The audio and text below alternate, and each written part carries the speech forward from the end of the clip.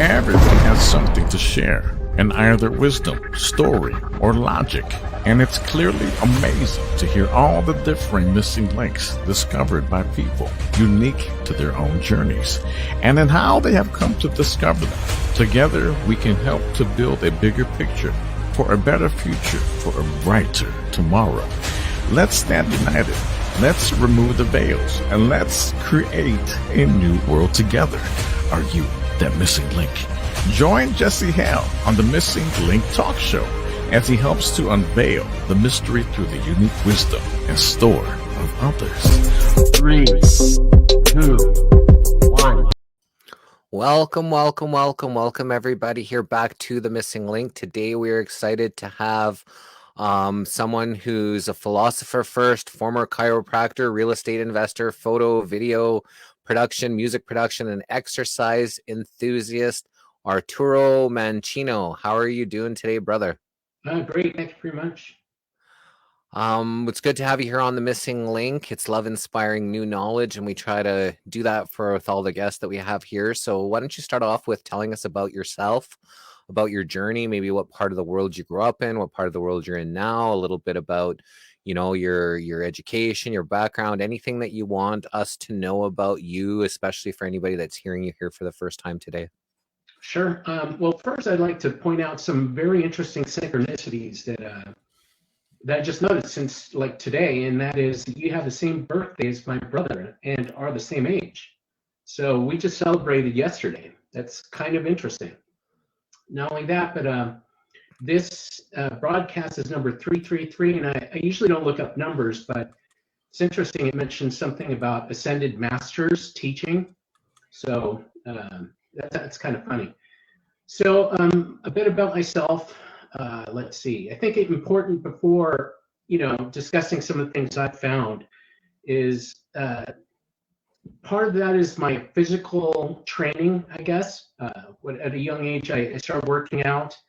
And through that, I found how to get really focused. So, I just would basically work out for a long period of time and then find that my focus was just super aware. So that's part of the journey. Let's see, I used to be a very smart kid. Was asked to skip a grade, and let's see, there's just, a lot of different things that just kind of came together. And I think in my journey, I've been lucky enough to get a lot of the answers that I had from the universe. And that's what I'm looking to share. So whereabouts are you in the world? In California, the San Francisco Bay Area. Okay, and you says you were a former chiropractor. You no longer do chiropractor work? Right. No, yeah. I basically had an experience where I connected very strongly to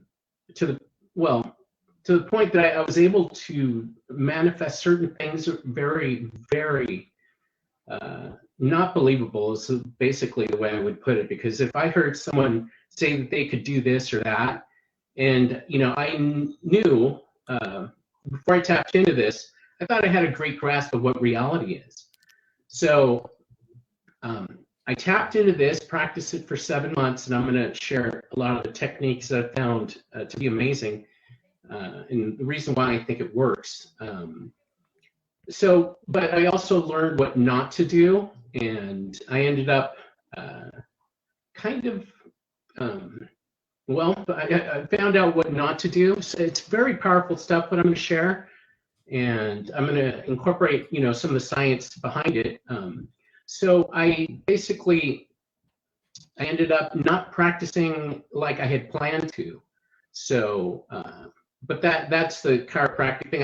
I think I went there to learn what I learned, meet who I met, because they were part of enlightening me and helping me connect to this, to source.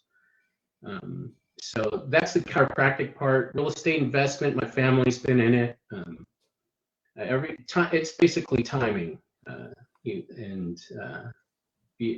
anyways, and what else? Music production for fun. I've followed everything that I've ever been passionate about. So if I wanted to learn about producing music, I would do that. And I just go all in once I decide to get into something. And now media creation. So I just started that. And more importantly, now I'm basically sharing this information with people because I think it's really important to get out there, to get this information out there. I think we need that edge. Looks like the world is somewhat contracting energy-wise, and people need to empower themselves more. And I think, or I know, I have some insights that this world needs. So what was reality like before that you thought it was like before you had your, spiritual awakening, I guess we That's could say? great. That's a very good question. So I was able to manifest things that were beautiful, but it was more linear. It was basically, I used to be super disciplined. Now I'm just way relaxed. But with that discipline, I was able to become the strongest guy in my high school. I taught myself martial arts, mixed martial arts before it was a thing. I'm a little bit older now. So, and I was able to beat every black belt I ever came across. So I took the physical aspect and, was able to do things that are a little bit above average at least. But it was through discipline and the way you always hear, if you want to be successful, you got to basically work at it. And so it's very linear approach. And that's the way I saw the universe, and it does work.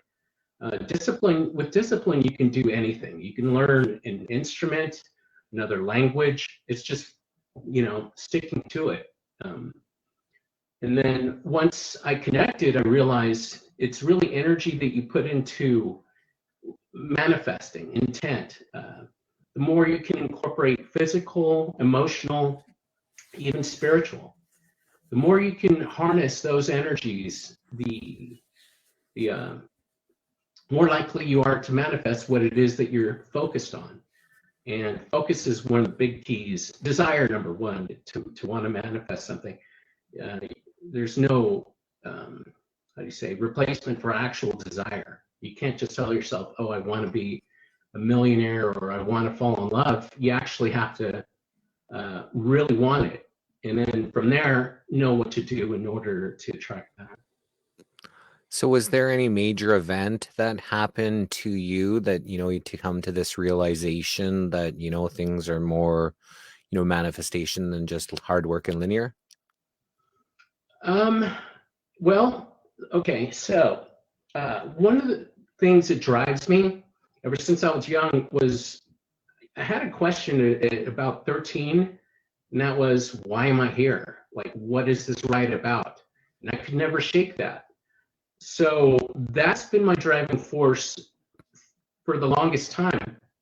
And fortunately, I've had the universe give me the insights or the answers as to why I'm here, at least a philosophy or worldview or model of the universe that allows me to make it more malleable, or people would call it manifesting.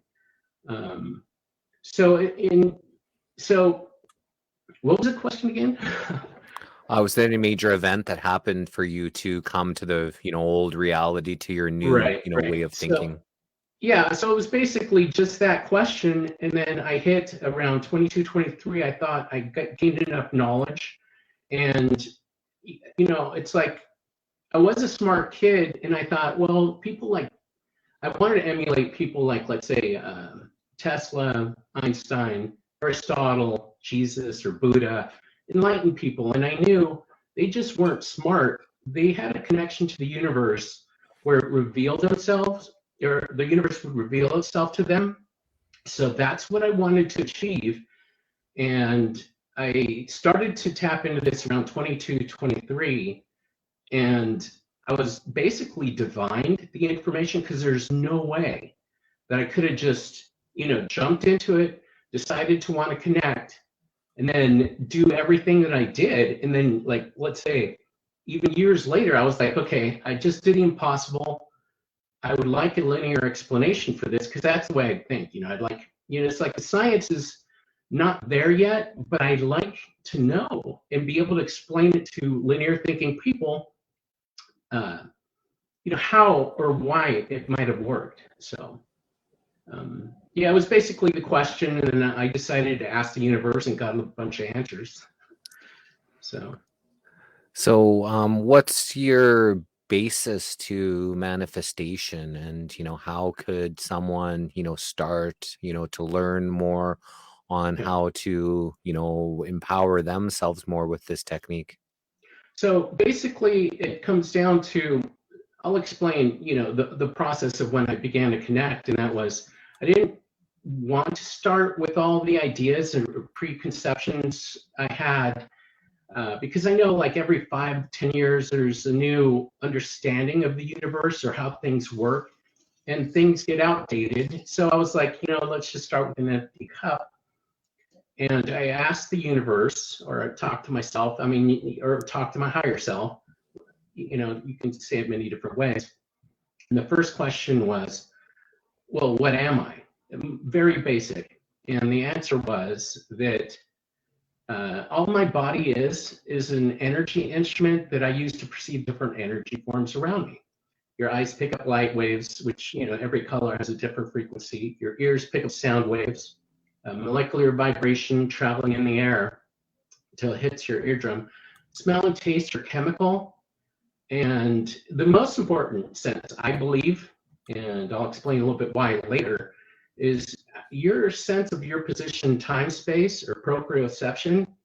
That includes mechanoreception, information that's coming from your muscles, your ligaments, and we're so hardwired to proprioception that you don't even think about. Like the way you're sitting down right now and comfortable, it's like your body automatically does that. And as I'm going to explain, a lot of that comes down to our basic relationship with gravity, a property that has probably existed for all time space. So whatever form you were before you ate whatever you had for breakfast, and it becomes a part of you, for all of time, space, in the universe, there's this integral connection with you and gravity.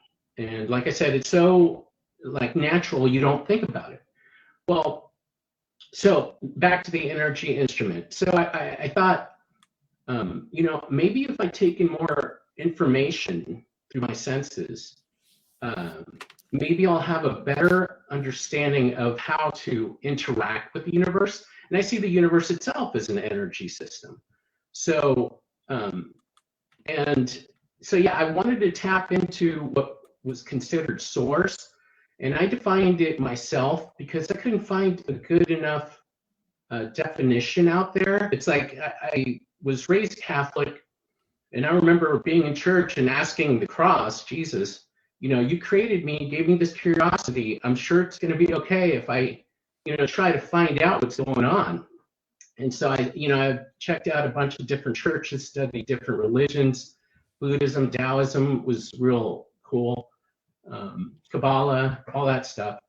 Kabbalah I didn't start looking into until after I connected. And one of the things that I remember hearing the definition of it, and it was like using light to reveal the mysteries of the universe. I was like, that sounds like what I did, when I tapped in 22, 23. And so let's imagine, I think we're an energy instrument. Let's imagine now the universe. I had some visions when I started to connect, never had them before. I would just find myself, my mind would just go to these places, and it was lucid while I was awake. And in one of these visions, I saw myself, I imagined a circle, and all of the energy in the universe would be in this circle.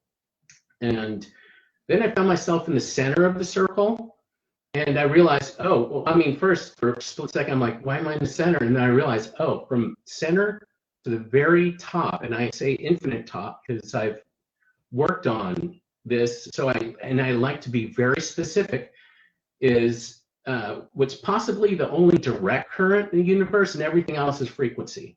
like higher frequency, and then as you go to the sides of the circle, let's say white light is at the top, obviously polar opposite is black, the side's more gray. So the closer your mind connects to pure energy, which would be from the center to the top, the more connected to source you are. Because I define source as the purest energy. And now it's like, this is maybe 30 years ago.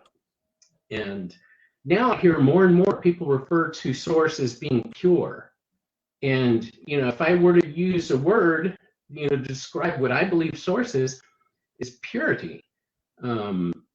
So I came up with these exercises that essentially purify you, both body, mind, spirit, and soul.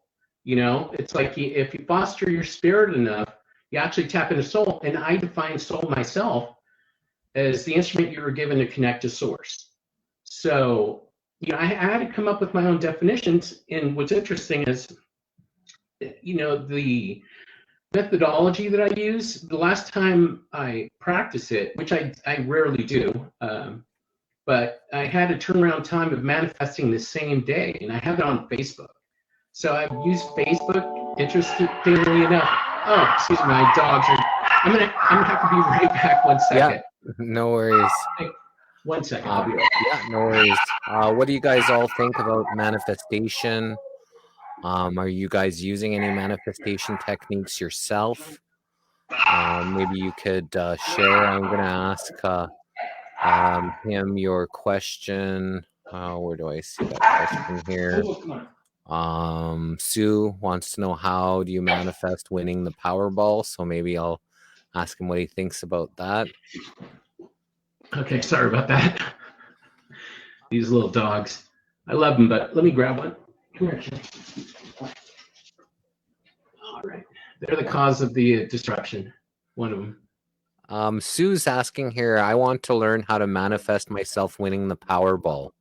Is there, anything that you could do to help her, achieve Oh, trust that? me. You would have, I would have already done that.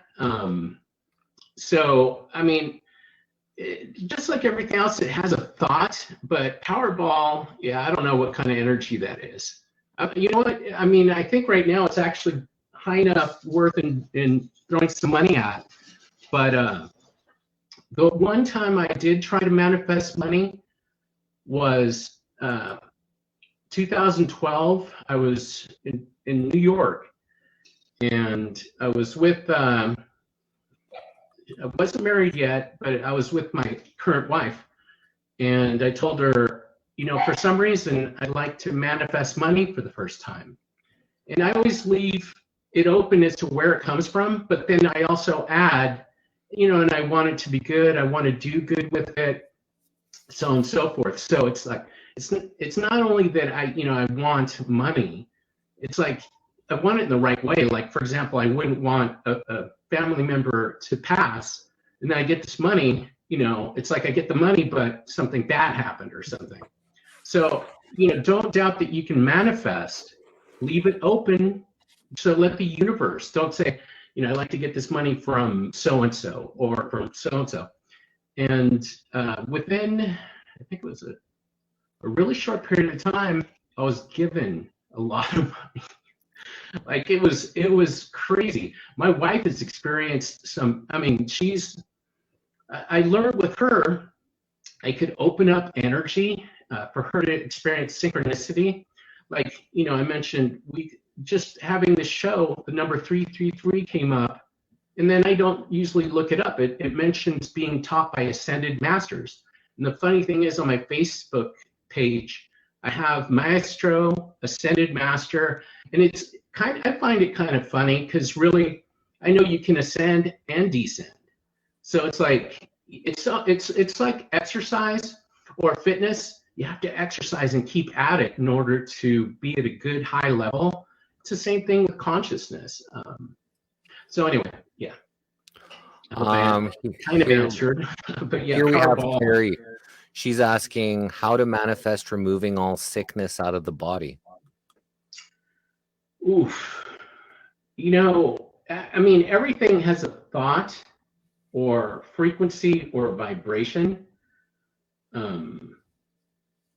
You know, I think it really depends on what it is that you're going through, like specifically what kind of sickness. But the exercises that I sort of recommend, if you have, you know, if you can actually perform them, it's very rigorous. So, I mean, you'd probably have to talk to a doctor before you do some of the stuff, but it should put you in such a state. It's like working with, you know, chemicals of the body, empowering yourself so much that you are constantly healing through the work and the workouts. So it would tend to, I believe, when you're in a state of healing, it not only heals, like, let's say, your muscles that you may have worked on, it incorporates other healing to trigger, possibly, you know, encompassing other things that you may have. Not only just physical, but mental, spiritual, so on and so forth. So that's my best guess.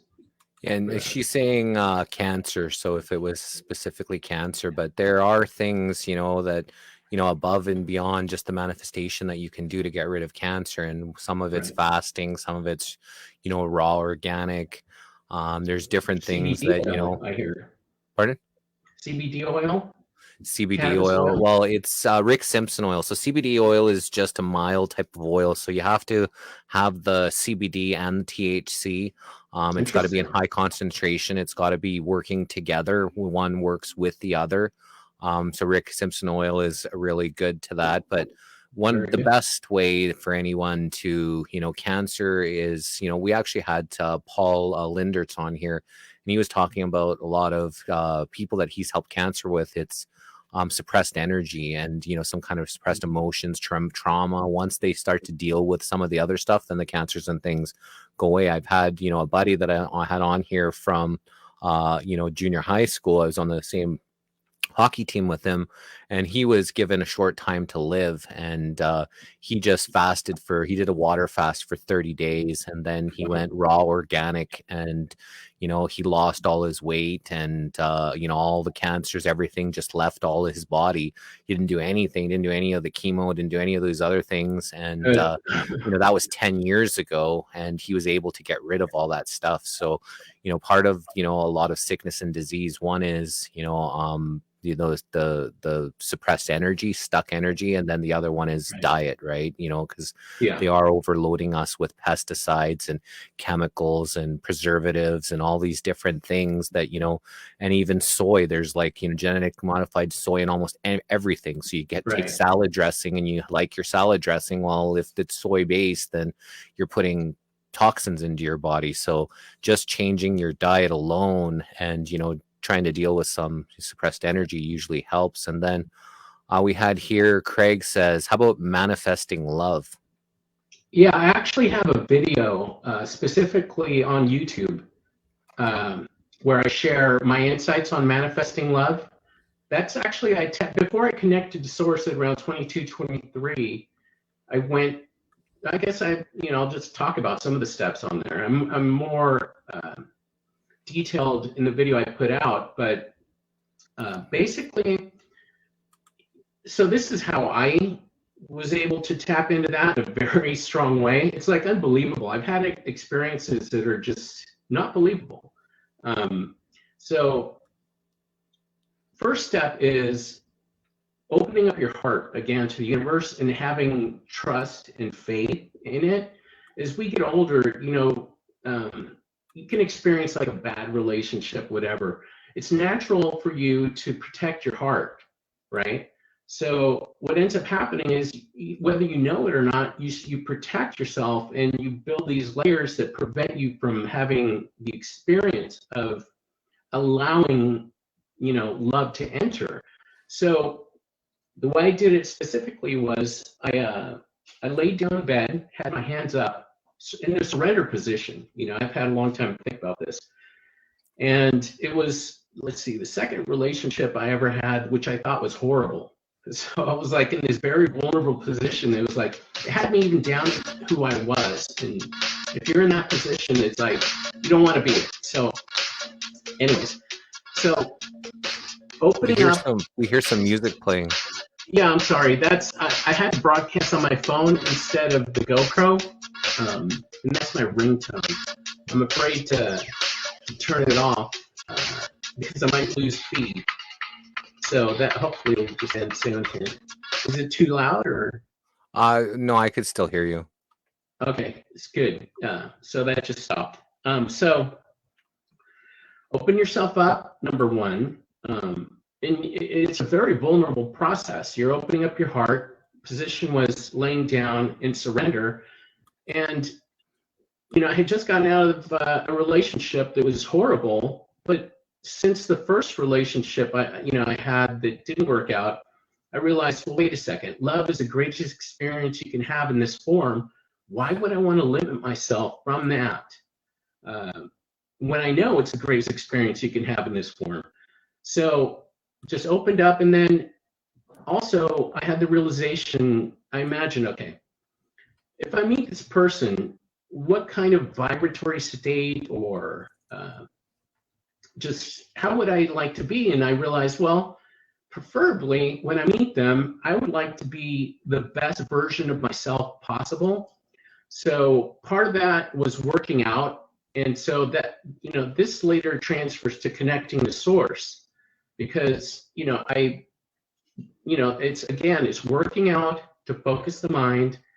Not only that, but benefit of working out is you look better. But that's one of the least benefits, but that's the one that's most recognized. And then not only that, but guarding your thoughts. It's like I got to the point where the way I describe it was I was a knight in shining armor, but my armor would blind you because I guarded my thoughts. Another thing is you can't have an orgasm, and this was for 3 months. It builds up energy inside of you that you convert, or it's sort of like an alchemy where people can sense that you're at a very higher state. And I guess I'll share my experience, which was a trip. So I took myself to this place after 3 months minimum, a super dedication, working out all the time, guarding my thoughts, and so here I am. I'm going to the beach. We used to get together at high school on a nice day just to tell each other we're going to Stinson Beach. That's where we would go here in California. And on my way there, we were crossing a bridge, and I see this car pulling up real fast right before we get to the toll bridge. And I see it's one of my brother's friends, and I had a surfboard on the top of this little black 1959 Volkswagen. And he's like, "Are you going to the beach?" And I'm like, "Yeah," pointing at the surfboard. And while I'm talking to him, I had this experience that was totally like nothing I ever had. This was a regular day until this happened. And I feel an attraction to the back seat of his car. I saw him and his girlfriend in the front. And his windows were so tinted, I couldn't even see if there was an outline of a person. So I prepared myself for 3 months for this love. I have this, sense of the back seat, so I couldn't even see if there was someone there. And then I tell myself, you're just imagining something. And then I saw this big white energy hand. It just went into my heart and pulled it to the back seat. And it was so freaking powerful, I couldn't believe it. And so I thought, what in the world was that? It was a totally normal day until that. And I was sitting there like, okay, whatever, dude, you're tripping. I get to the beach, and I'm looking for my brother because he had a wetsuit, and the ocean there is so cold.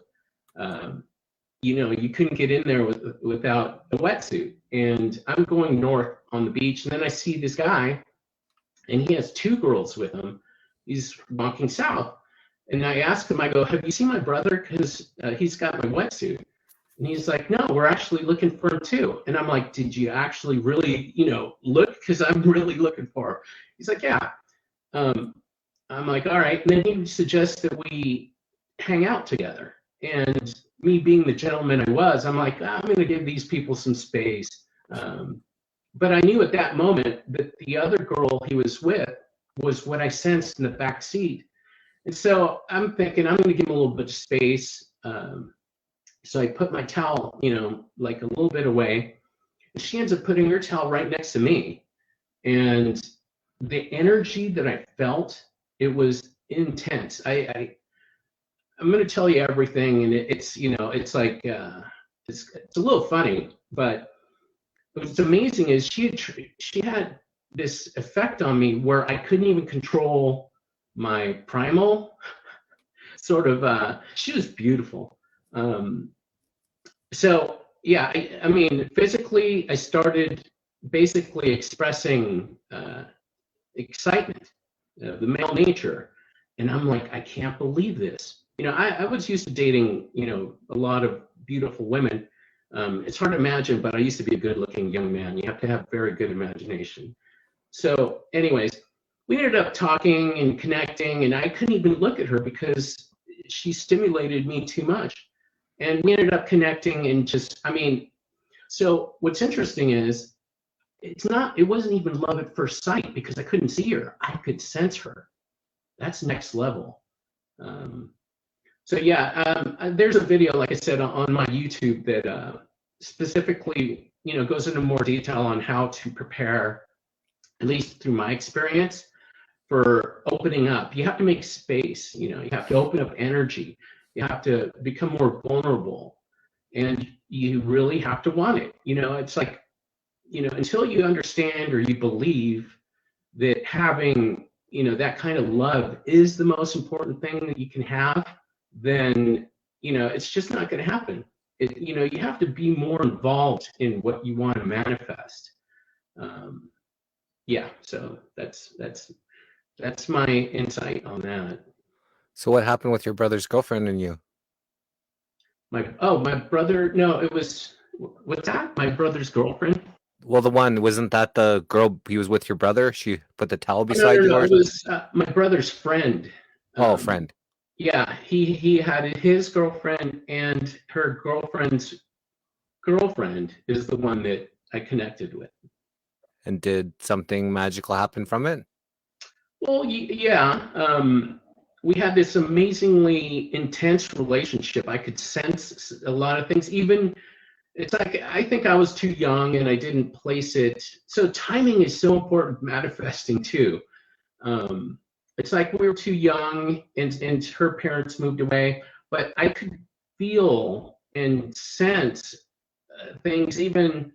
So I screwed up. I remember we would talk on the phone constantly, so connected.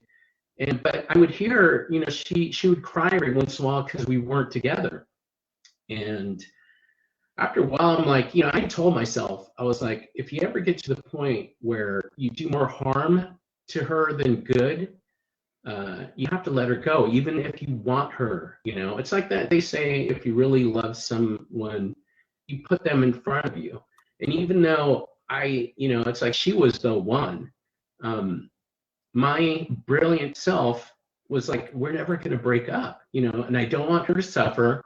So I was like, I'm going to have to make something up. And during this process, I realized, I was like trying to think, what can I tell her to break up with her that I had done? And I realized right then, I'm like, dude, this is a great, perfect relationship. I couldn't find anything. So I had to make something up. And that was, this is dark. So check this out.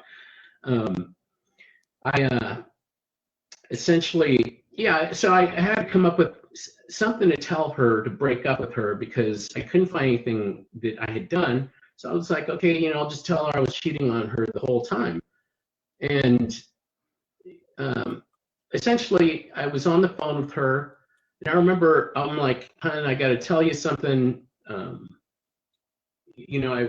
been cheating on you the whole time. And she immediately said, no, you haven't. And I'm sitting in the back of my head. And I had already played through this. I was like, you know what, you're right. I didn't.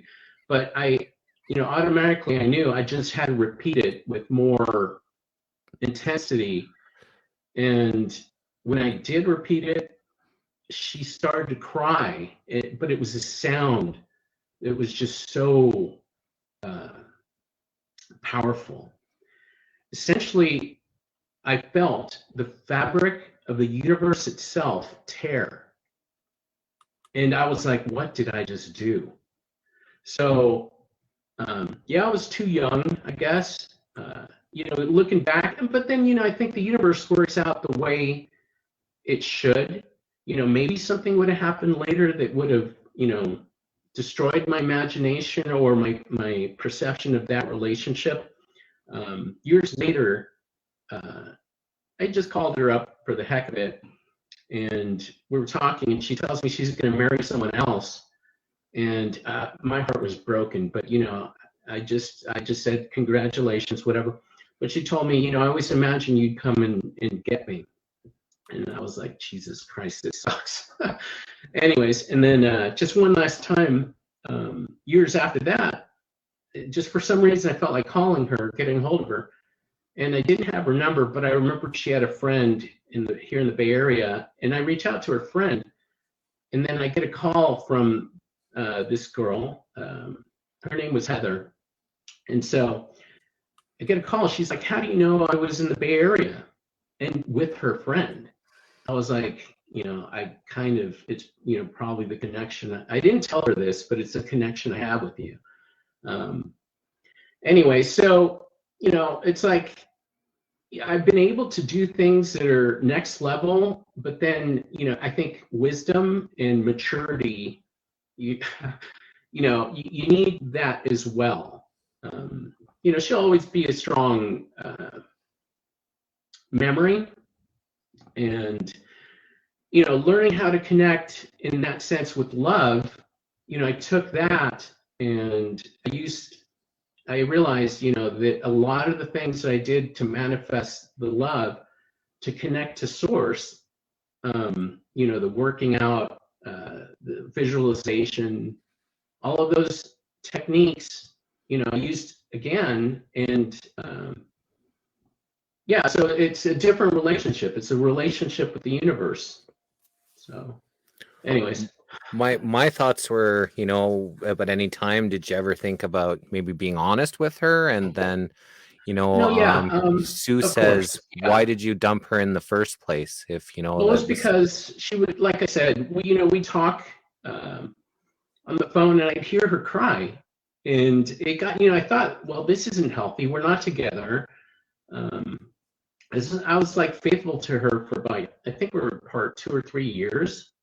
And the whole time, it's like I used to be a player in high school, but with her, that never even was an option. It's like, it wasn't anything like that. And like I said, I felt there was more pain. So the relationship, I felt, got to a point where it was doing more harm than good. Looking back, you'd think, okay, well, maybe I should have just found a way to be together and stay together. It was like, I was, like I said, I was really young. So it was like 20. And, you're still working on creating your life.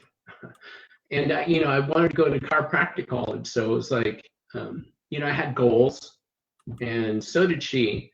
But it just didn't seem like, it's like I should, it just seemed a little too overwhelming at that age. So, yeah, that's a very intense. Little too heavy. What's that? It was just like a little too heavy for you at the time, her having this emotional, because Sue's asking again, why was she always crying then? Oh, no, it's because we were apart. That was the only reason why. Is like different cities, different cities apart? Oh yeah, she was in Missouri, Kansas City, Missouri, and I was still in the California Bay Area. And so how long were you guys trying to work on this long distance relationship then? So, well, we were together for, let's say, 4 years, and then 3 years she was in Kansas City. Wow, okay, that makes a lot of sense. So she moves away after a year, and then for 3 years you were trying to hold on to your Right. relationship, talking all the time, but it was just so hard for her and probably you to No, be, yeah, you of know, course. to totally like somebody and want to be with somebody, but because of, distance, you weren't able to physically be there all the time, or, or even anytime. So it made it Right. difficult, and you could feel that it was having an effect on her, and you didn't want to be the cause of her pain anymore. Pretty much. That's it. Yeah. Like I said, manifesting and timing, I'm realizing, is very important, because I think I connected to source too early. And, like I said, I've been studying different religions, and Kabbalah mentions if you tap into this before the age of, I think it's 30, then there's a chance that you could lose your way, or it's just such a powerful event that people are not the same afterwards. And it's like this world's a very mundane sort of energy system where you have to work to produce money. That alone keeps us very grounded, uh, as far as energy wise. But and it depends what you do. I mean, what you're doing is pretty awesome. Just sharing consciousness essentially.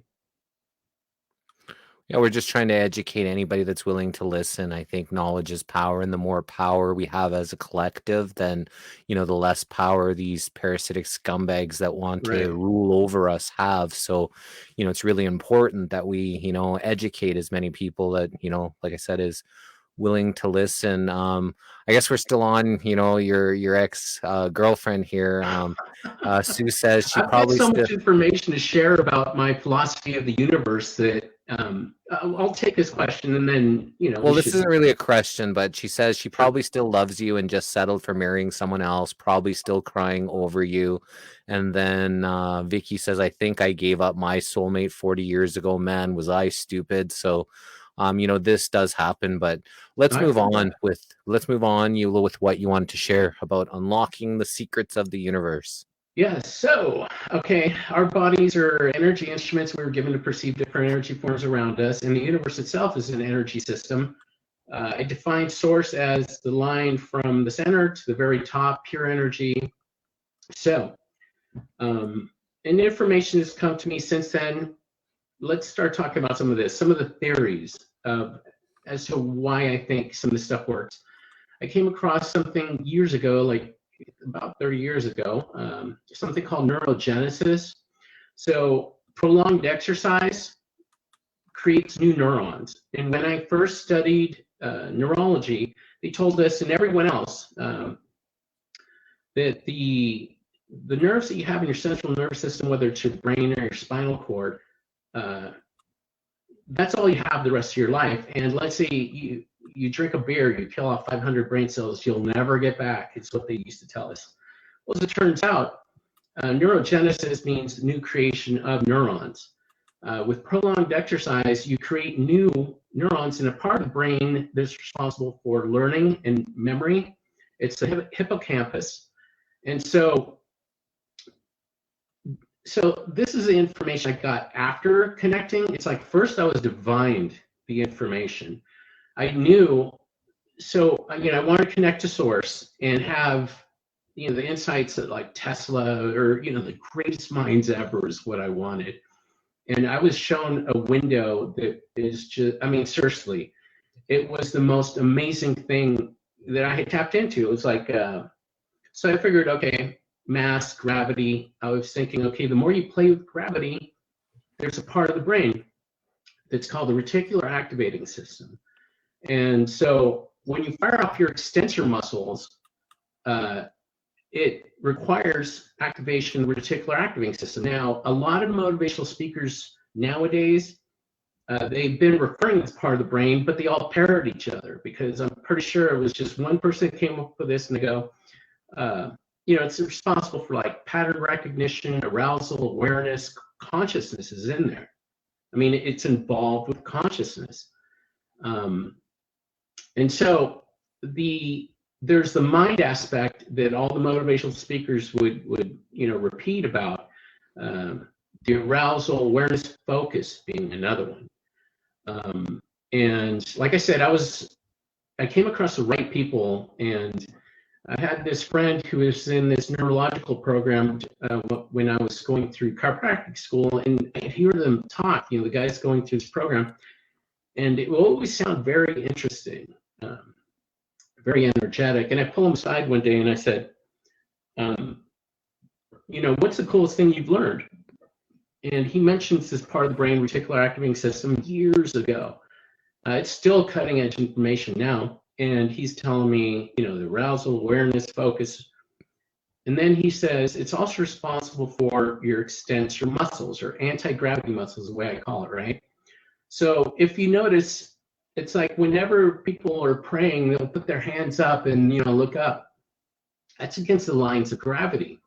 So unconsciously, they're triggering focus. And not only that, but, I believe that our energy systems are toroidal in nature, and having your legs a little bit apart, kind of like the Vitruvian Man photo, but your palms up. So you become this vessel.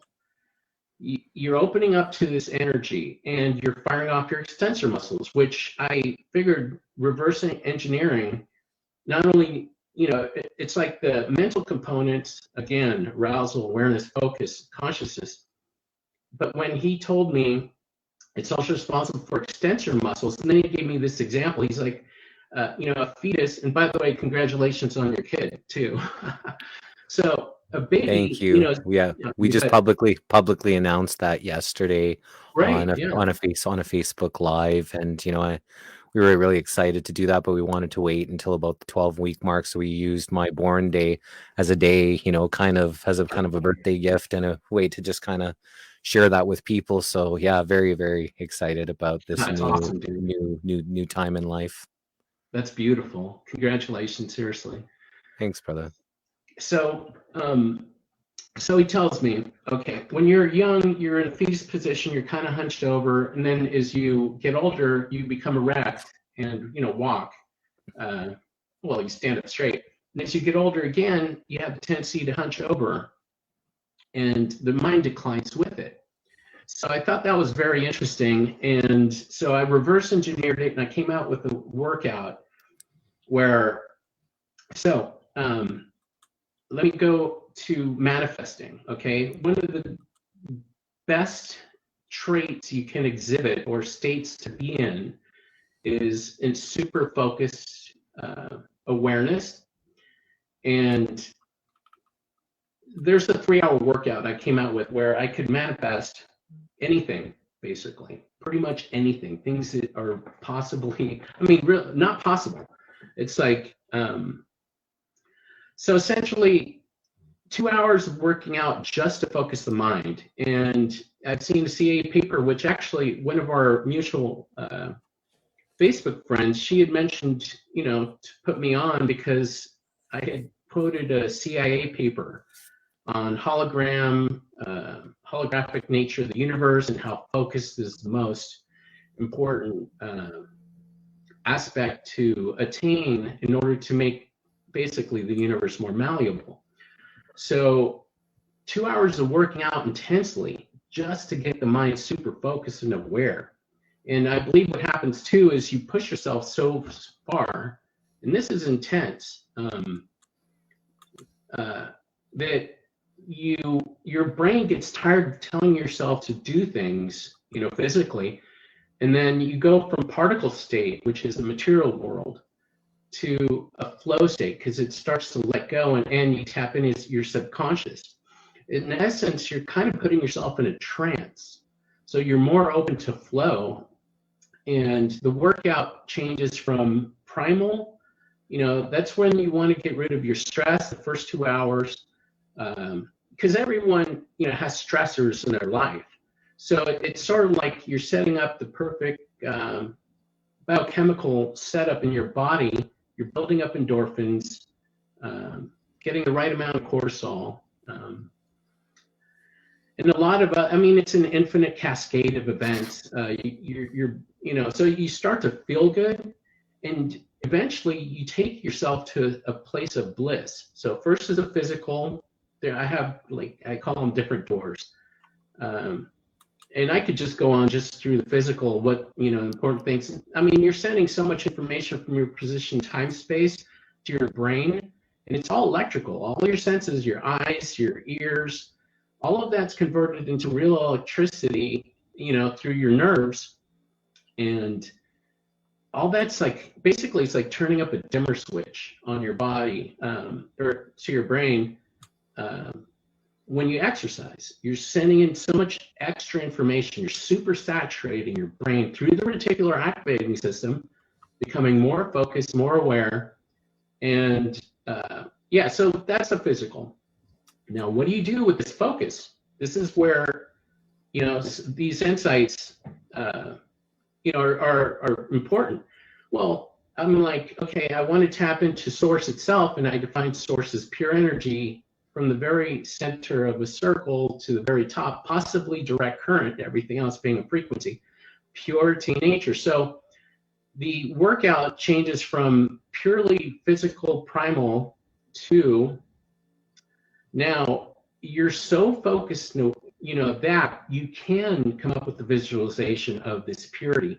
And then it goes to more flow state. So it's like you're basically using your breath, position hands up, becoming a toroidal field that's open, and you're drawing in passionately. Okay, you can't just go, I'm just breathing in a little.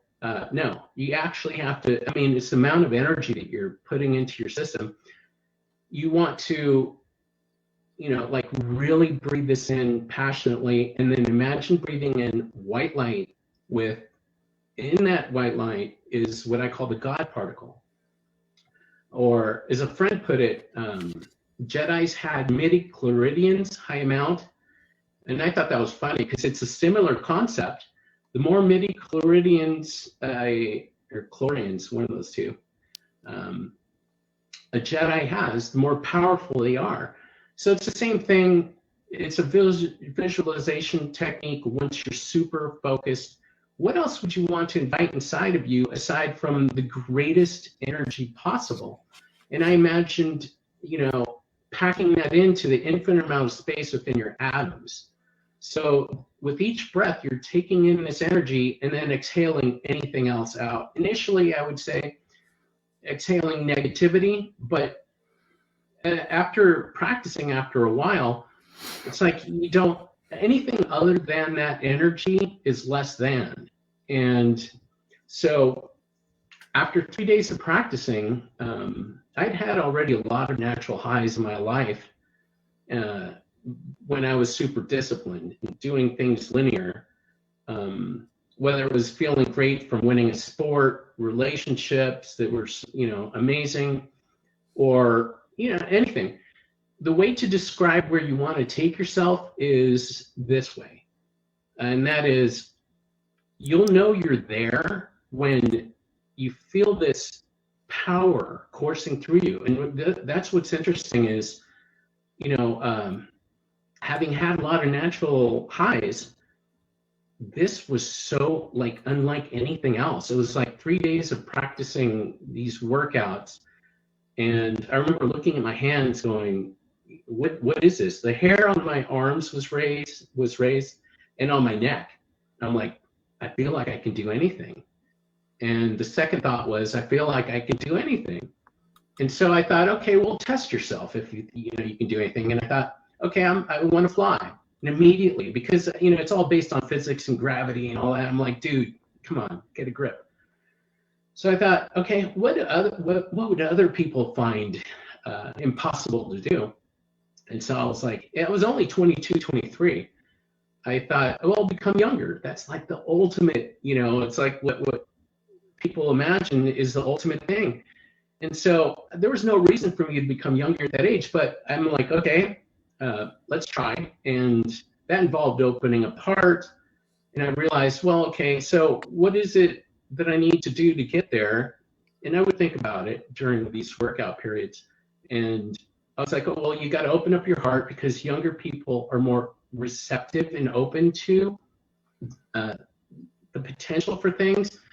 And also I realized, when you're younger, your nervous system is more impressionable by, like, let's say a mom and her son she's washing dishes and there's a windowsill and a bird lands there. If a kid sees it, he's going to be excited. Oh my God, a bird. And she's going to still find it interesting, but it's not going to impress her like the kid.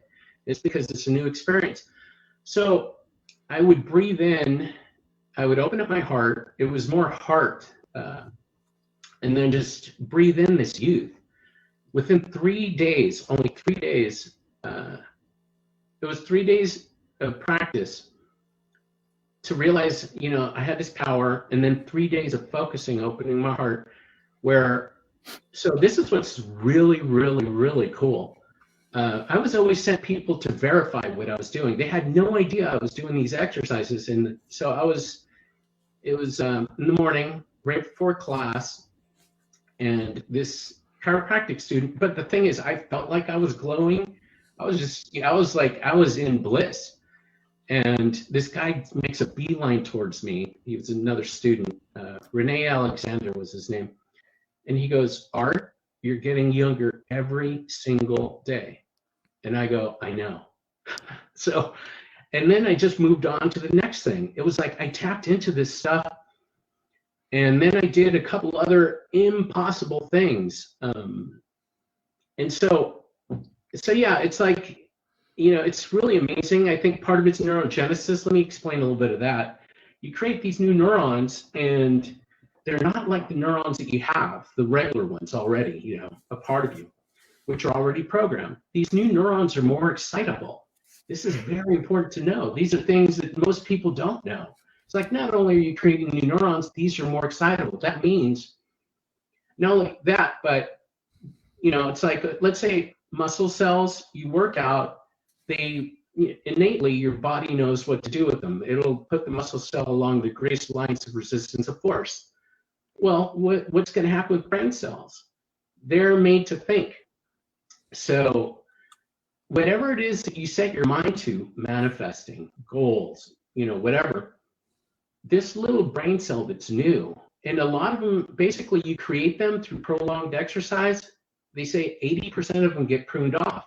And my theory is it's because they're not given anything to do.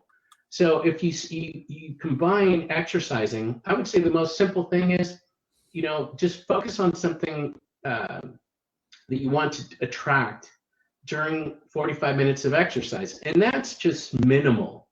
The workout I'm giving you, at least for me, is so powerful. You tap into, next level stuff. And so I believe these new neurons aren't limited like the program ones that you have.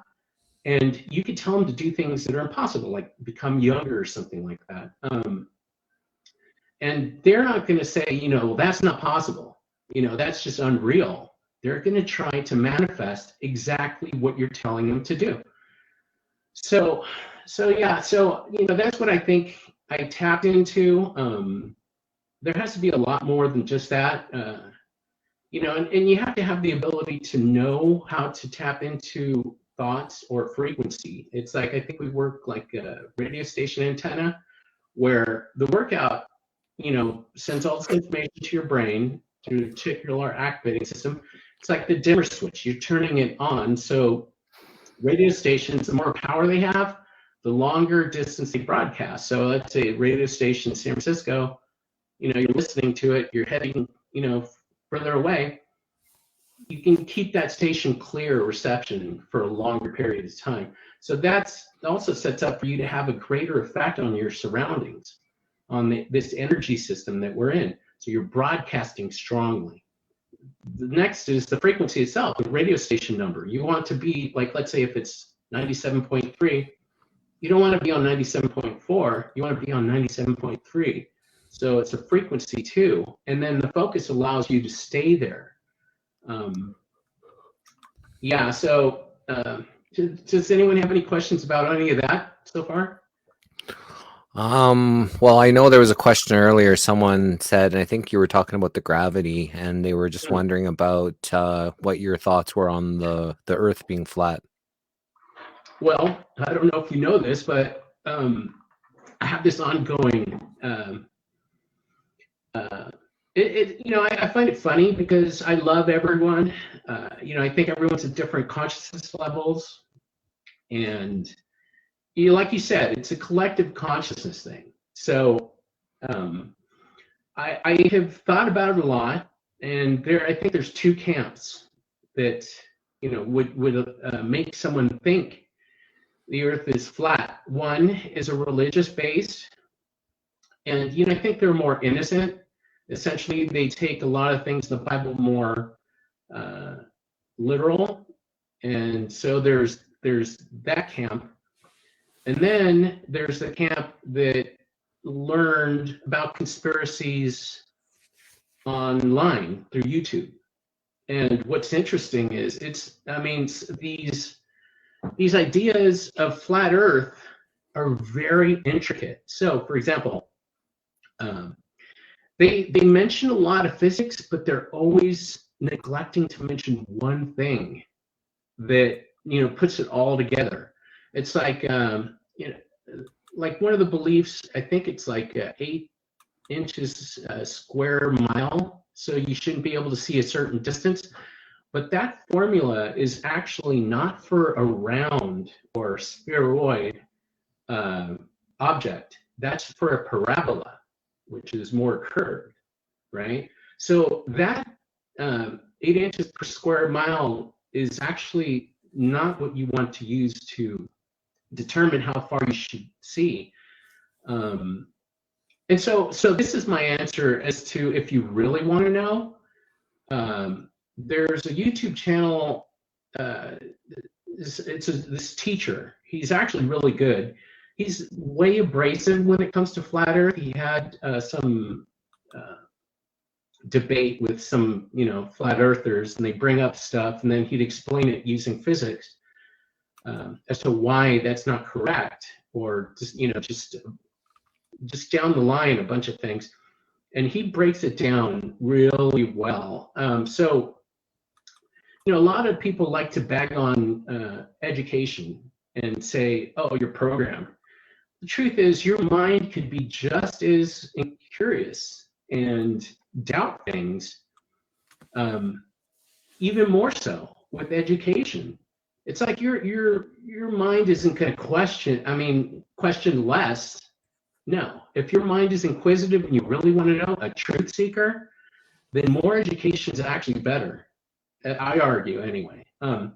So I hope I answered that question about flat Earth. It's basic physics,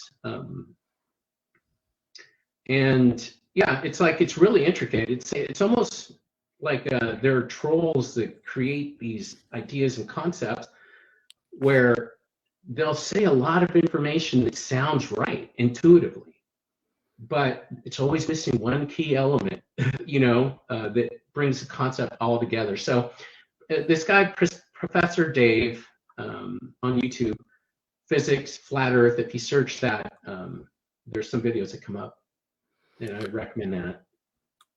Yeah, education is good. It's just depending on what education you're getting, because you can be filling your head with a whole bunch of programming that they want you to be programmed, and Right. you're no more smarter than someone that's a Google educated person that just researches everything. And there's a lot of people who believe that what they believe is truth and factual, but they can't see outside of the box.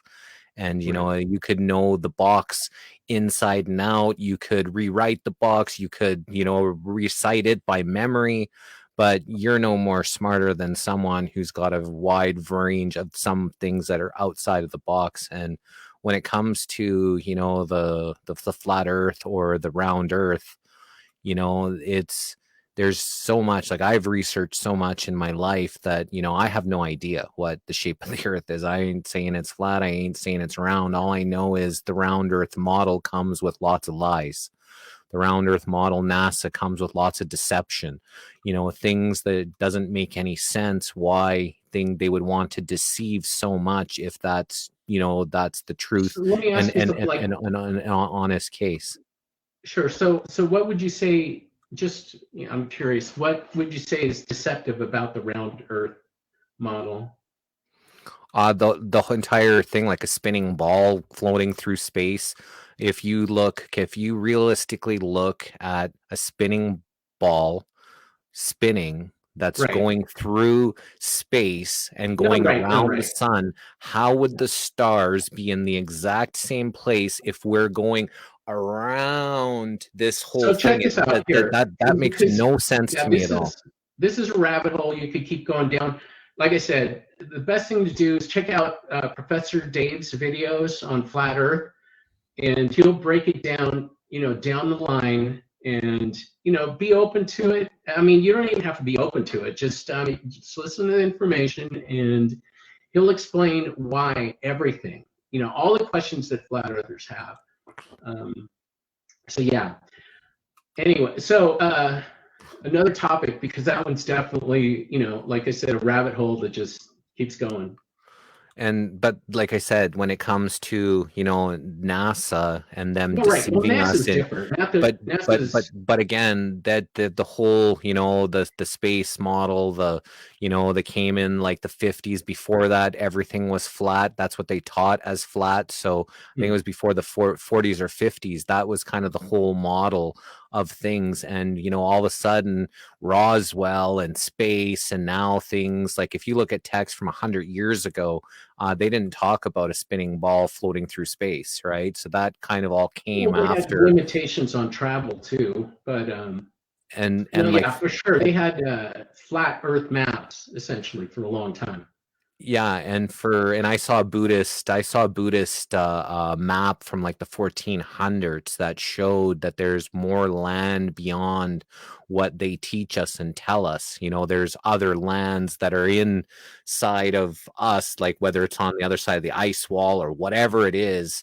You know, like I said, I have no idea what the shape. I'm not a flat earther, but I'm not Yeah. a round earther. I'm just trying to figure this out, just like most people, because, you know, there's some people have one way or the other, but I don't see that as correct because of all the deception. And if they really, you know, if we really were a spinning ball, you know, how could they have a spaceship go to Mars, be able to have a rover that can video a little truck going Yeah, I around don't on trust Mars, NASA. I'll straight up tell you. where Yeah. they can't just show us an actual ship and fly around and see the sun and the moon and behind? If this was really truthful, they could prove it. They have the technology to fly to Mars, they have the technology to give us a real depiction of the earth and seeing how the sun and revolves and how we're spinning. Like, they could show us that, and they don't. And so Mm. the whole thing, it's deceptive. And when there's deception that goes beyond the whole model of it, it's hard to have a firm understanding. Yes, the earth is round, and anybody that's saying flat earth is dumb. But that to me is ignorant, because there is so many, you know, there's so many deceptive, you know, areas in both sides, right? So it's just hard. And for me, I don't have a firm, you know, So yeah, comprehension of like I one way or said, the you other. know what? If you really want to delve into it, as far as arguments for round Earth, you have to study physics. It's basic physics. Um, so yeah, like I said, that's a quagmire. So let's move on from that. I don't want to just focus on some crazy theories. Yeah, so what can people do as their own techniques to help themselves, you know, with their manifestation? Like, you know, you start off with meditation, you start off with, you know, learning how to meditate, still quiet the mind. Like, what are some, you know, skills that people could personally work on to help them connect themselves to source, to this manifestation energy field that can help them throughout their lives? So for my process, the first step would be physical, and like I said, you know, there are different doors to knock and get through. Door number one is very hard. So, you know, and that's just to focus the mind, super focus it, and to make yourself very, have more effect on the universe itself around you, since, you know, I figure it's an energy system. Um, Now, I've never had a problem flowing, which is important. Relaxation, knowing how to get yourself in that state, never had a problem with that. Very, easy-go-lucky. So that's important. I mean, in order to, I guess, you have to have different abilities. Some people just can't do that, so, if you're lacking that area, that's definitely important to do. Because, with my manifestation technique, eventually at the end, you just have to let go and trust the universe that it's going to happen without delving on it. Like, is this going to happen? No, it's like first, you make yourself empower yourself. And, with visualization techniques, it's when you're focusing on what you want to attract, you breathe in what you want. And then, so the flow part, going from particle to wave state, you start to do more tai chi or qigong. There are movements that you're inspired to do, but what you're doing is you're channeling that energy, you're owning it, and you're physically, expressing it through, different movements. It's like the first 2 hours are more, just raw angst, get that out. You're paying attention to the physical world. Then the third hour, it's more light. So it's basically, the first part's, you could say it's kind of male. And then the second part is more female. So there's a sort of balance. You work with, third hour is more like beauty, grace, that kind of thing. And like I said, you're having this energy, you're having it channeled through you. You've taken in enough source and become more pure. And then, yeah, it's like whatever it is you set your intention to for that session, you bring it in, you invite it in, and then allow it to channel through you. So you're owning it, I mean, basically. And the universe responds, essentially. So how does one get their mind hyper focused, especially with, all the chemicals that they've bombarded us with all of the frequencies we're being bombarded with all the propaganda we're being bombarded with, thoughts going everywhere. You think it's getting harder and harder. I think my method is foolproof. Like, now I don't use fluoride. I'm well aware of all the Wi-Fi and all that. But when I first tapped into this, I was on fluoride. I guess it's one of the main things that they mention. And it's just such a powerful thing that it breaks through all that. It's like you're empowering yourself so much. You're centering yourself too when you're doing physical exercise.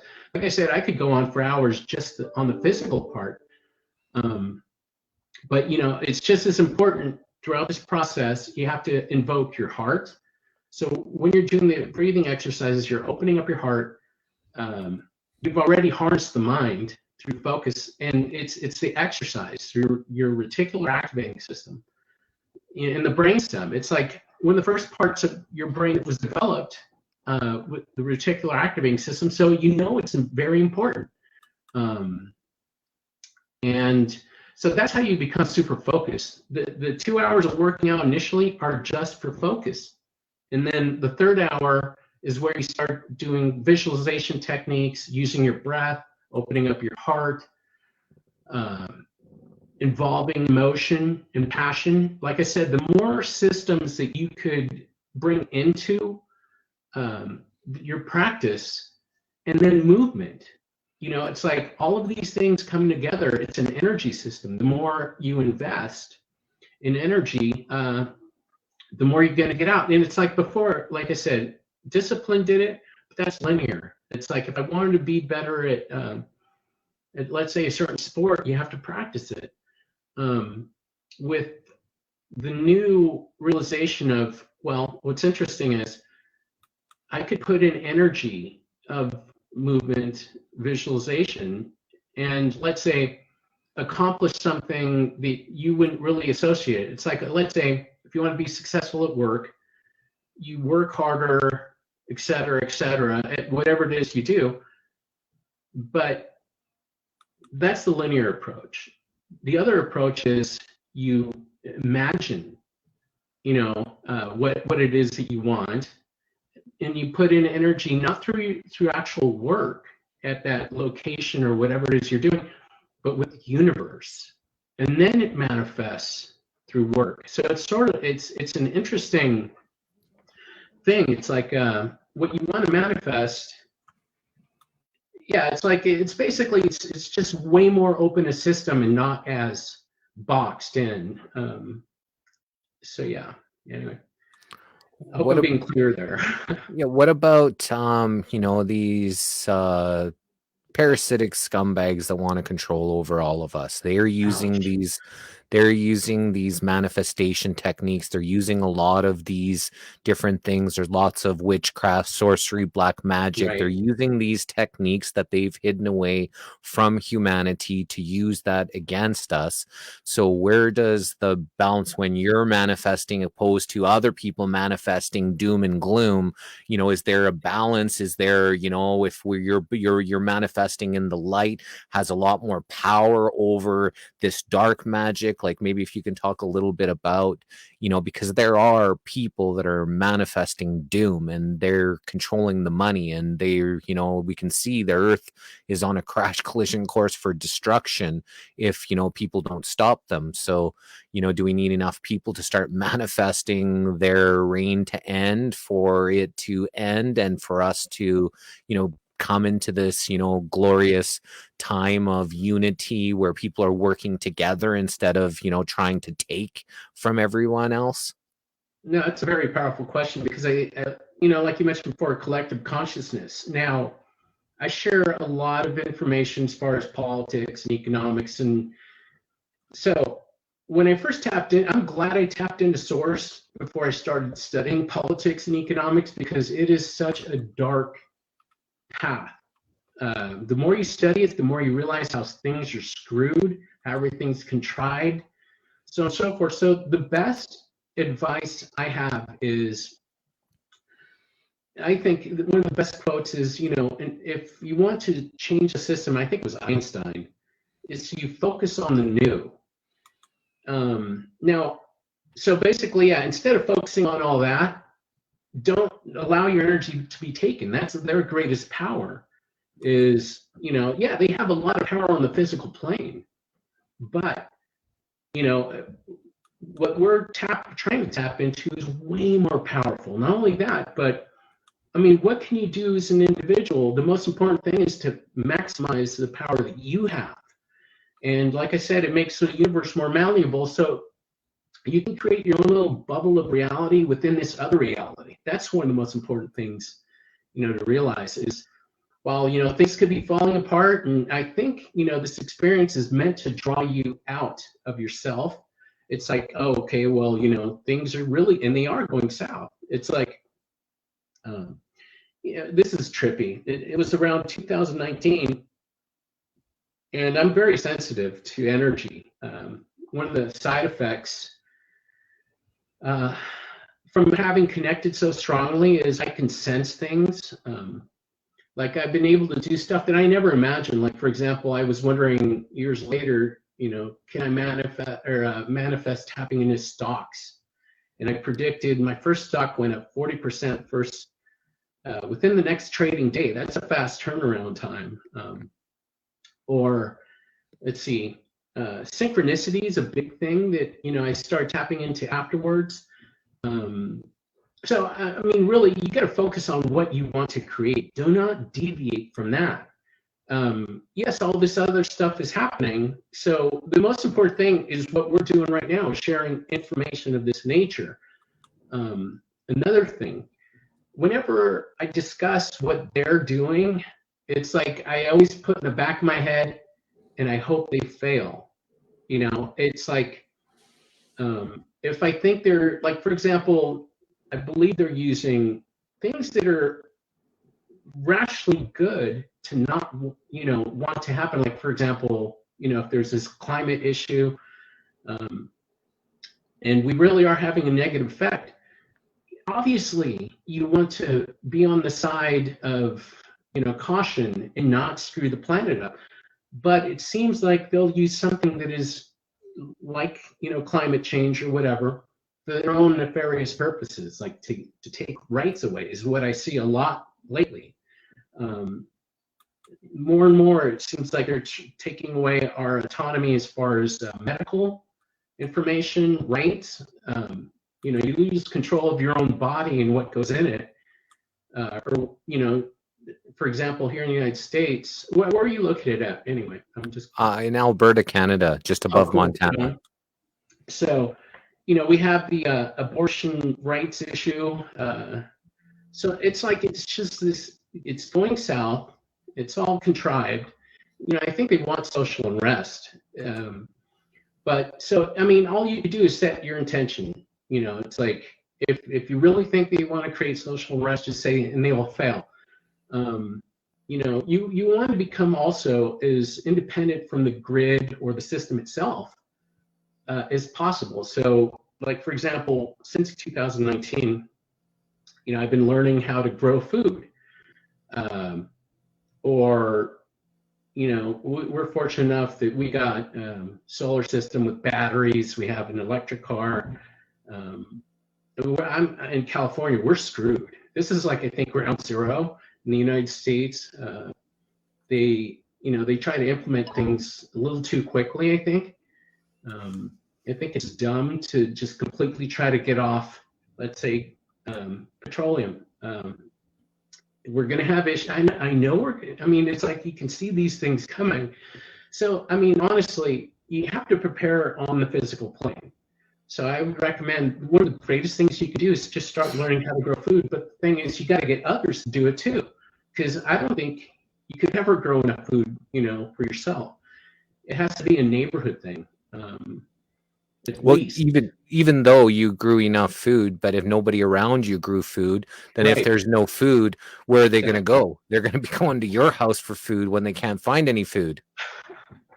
Right. No. Yeah. So that's why I say it's got to be a community thing. I think that's one of the most important things we can do is try to become less dependent on the system itself. We're gonna go through serious financial collapse. One of the side effects of having connected as strongly as I have is, and like I said, Facebook has a lot of my information that I posted before. Way back in 2018, unless you understand finance and can realize, what were people talking about in 2018, I wrote this post on a link that had to do with Russia divesting from the United States as far as, I think they were not buying as many treasuries. It's the same with China. But on that link, I made like 5 predictions and all of them came out correct. I mentioned student loan default, which wasn't an issue until this year in the United States. That bonds would not be the go-to this cycle. Usually if stocks go down, bonds go up. This time I said both are going to go south. And like I said, this is 2018. All these things just starting to manifest now. There was the value of the dollar dropping. Now the dollar compared to other currencies is strong, but since other currencies are diving fast, it doesn't really mean much. And we don't compare our currency, the dollar, against the ruble, which is interesting. So anyways, and then also I predicted spiking oil prices on a link that had to do with Russia divesting from the United States. All of those things at once, and it's on Facebook. I mean, it's this is pre-COVID. So yeah, it's like we need to take so we basically have, I think the most important thing you can do is figure out how to take this form and have the greatest effect on the universe. What I'm sharing now, and I didn't share this for 30 years. Only within the last year have I've been watching this world go south, and I'm like, initially I thought, okay, what I tapped into was too powerful to share. And it's because, I thought, okay, it seems like the earth is it's like the corporations are screwing everything up. And do I want super people to screw them up even quicker? I'm like, I don't know, man. it was so powerful. Like really, I became afraid of it for a while. And I think it's very important. I consider myself, I don't like to usually use this word, I consider myself a master of my process because I learned the highs, but then I also learned what not to do. And it's simple. What you don't do is, so I would always push myself so freaking hard. Like I remember one time, at the age of 13, working out for 5 hours in the garage on a hot day. Like I was sadistic. And so but then I would become super focused. But I would push myself like it was one day, I feel so much burn. Like let's say I was doing biceps, and I just said ignore the pain, and I just kept going and going, and I felt something in my brain it just separated. I mean whatever, and I just kept going. It's like I pushed the pain aside. So I was always able to take myself places where most people don't go. And so so anyways, connecting to source I think is the most important thing that we can do. And like I said, I mean really this stuff is super powerful. I've only started really sharing it within the last few years, and specifically within this year I started to put out videos because I'm like, maybe this is something I should have shared from the beginning, to be honest, because 30 years is a long time to keep something secret. But I am now. I mean, that's all you can do is, do what you can when you can. What do you think source is? Well, like I said, I had to define everything myself. So what and I'm able to manifest things powerfully. Basically, it's like I said, I had this idea when growing up that, God was good. God was pure. And so I kept that part. And, like I said, I studied different religions and it just didn't jive with me that, I'd look around and like, I think, well, the things that are around us don't seem godlike. A lot of things like politics, economics. And so I thought, it just didn't make sense that would be God. So I said, my God. And I don't see God as the creator of everything. I see source. I guess let's just call it source because that's separate. Usually people think God creates everything, that kind of thing. Mine is more just a very defined portion, let's say 360 degrees in a circle. From the center to the top, that is it. Pure, like I said, pure, good, great energy can be associated with light, love, all the good things, beauty, grace, you name it. That's what I define source to be. And that's what I would want to align with. I think, like I said, I think the soul is an instrument that we're given to connect to source. And so let's say I am right about my model of the universe, all the energy in the universe being in a circle. If source is the purest thing in the universe, then that means it was always pure, always will be pure. It also means it cannot deviate from it being pure. That means it cannot cavort, even with high frequency energy. It has to remain pure in order to stay pure. So the secret is, some people pray and try to connect to source. You have to align with it instead of it aligning with you. So if you want to really channel source, you have to become more pure. And the beautiful thing is that you can become more pure. They say that sort of in the Bible. It's like, no matter what you've done, if you really, really, really, and the thing is, you can't lie to the universe. You can't say, oh, well, I like this without actually aligning with it. And so, it's basically how to super purify yourself. And this workout takes you to the point where you're channeling it powerfully, not just connecting. It's like, if and I believe in prayer. It's like, I don't like to knock religion because, it's like I like to recognize patterns, and I notice that all religions seem to, use prayer as part of it. And if you think about it, all prayer is goal setting with maybe some emotion attached. So there, that's why it would work. Of course, I don't agree with any specific religion.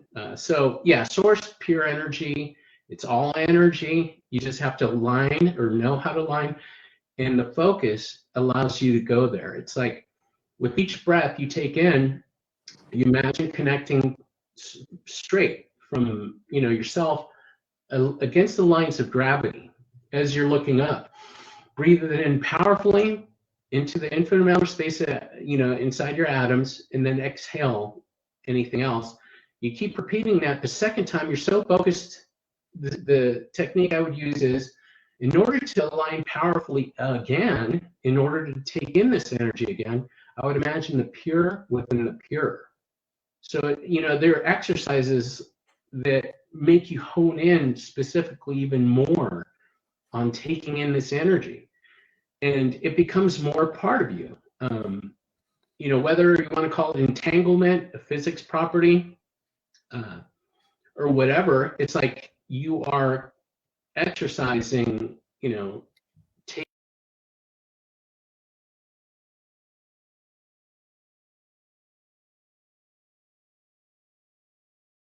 everything that you've ever felt that's beautiful, whether it's a relationship, winning at a sport, graduating, this or whatever, all wrapped into one. So it's like each one of these experiences is a high, but imagine all of these great experiences feeling all of those different angles, those different beauties, those different levels at once. It is super, super powerful.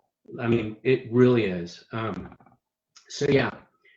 And like I said, I find it interesting that I'm interview number 333. I look it up, which I never do. It's being taught by ascended masters. It's like, I mean, I think that's just a cute, playful thing. The universe is very playful, but you have to interact with it. It's like, if you don't, if you just go through life without having goals or anything, it's like you're going to get either good or bad, which, it's like whatever. But, it's important to have goals, and not only that, but write them down. There's something about the act of actually writing it down that takes it to another level. So, yeah. Joyce here, she wants to know if you're familiar with Dr. Stuart Hameroff and the Center for Consciousness Studies. No, a lot of the information, what's interesting is I never really did research before tapping into it, to the source. I just had the sheer desire to want to know, and I know it was divined information like the neurogenesis or just how to connect. Really weird stuff. It's like I was divined the information, and then more lately, within the last few years, I have started to look into different groups of consciousness, whatever. And what's weird is some of the things that I would practice, it's like I find that they've been around for longer than I imagined. It's like, when I was going to chiropractic school, I remember there were some people that were into energy and this stuff, and I was like, man, that's woo-woo. It's like, whatever, dude, they're crazy. And then I go and have these experiences, and next thing you know, it's like, unless you actually experience it yourself, you just think, obviously people think they have a great grasp of reality and what's possible. And then, and then your doors are just blown wide open. You realize things are different. They're more magical and they're more malleable. You just really have to participate in the creation of these things, and don't limit yourself as to what is possible. Your imagination is a big part of, some of this process is knowing that you could do things, yeah, that are sometimes considered not possible. So I love yeah, that. it's really powerful stuff. But no, I'll look into, and I like to look into whenever someone brings something up. I like to look into it, so I'll check that out. She's asking another question. Please ask him about the spiritual law of entrainment, where those with high vibration override lower vibration versus free will. Also, how the universe does not understand negative language. For manifest positively, you focus on what you want. You don't put out there that you do not want. You will manifest. Okay, yeah, I kind of understand what they're saying. He's basically, um, so basically, I think that's kind of going back to um, focusing on the new. That's what you want to do. You don't want to spend your energy, like, let's say, trying to stop, these politicians or the governments around the world, whatever. You want to, you want to focus on what you want to create. What was the first part? If you could read that again, there was something about entrainment. I'm not familiar with that Yeah, concept. so she said, ask him about the spiritual law of entrainment, where those with high vibration override lower vibration versus free will. So high vibration, this is what a lot of things, like I said, physics I think is important. If you're a philosopher and you haven't studied basic physics, you're missing out. So there's a property in physics that has to do with, it's based on sound mainly. Well, it's waves, and that is constructive or destructive interference. If you have a powerful energy, it's going to be a frequency. And so if you have a higher, so let's say everyone has their own frequency, and basically, if yours is more powerful, if you're emitting more power, you will dominate their frequency and you can take it up to a higher level. So I don't know if that's what she's referring to, but I'm just thinking physics-wise. There's constructive interference where, let's say both, it's the same frequency and they happen to meet, two waves meet at the top, they'll double in size. And I think that's how relationships work too. You have a frequency, someone else has a frequency, and when you're together, you can take yourselves to a higher state of vibration. And you shouldn't see that as bad. It's like initially I would think, well, I should be able to take myself to such a high vibration just on my own, but it's just a physical property where combining your frequency with someone else's, and if you're matching, it brings you to a higher state of vibration. You feel that, chemically, the excitement, so on and so forth. There's also destructive interference. So it's like if lower vibration, or if you meet, and it's just opposite, then the wave, it's a wave property, takes energy away or even becomes negative. But in this case, yeah, if you want to have a greater effect, the exercise centers you to your own frequency. That's first.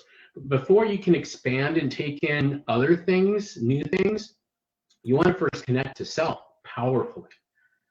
And so, yeah, so the exercise, if I could tell you a quick sort of comparison, let's say let's say we're able to clone you in every way. So physically, your experiences, so on and so forth. Here, actually, we'll just call them person A and person B, because I'm going to take them through some negative experiences. So they're just there. They're just concepts.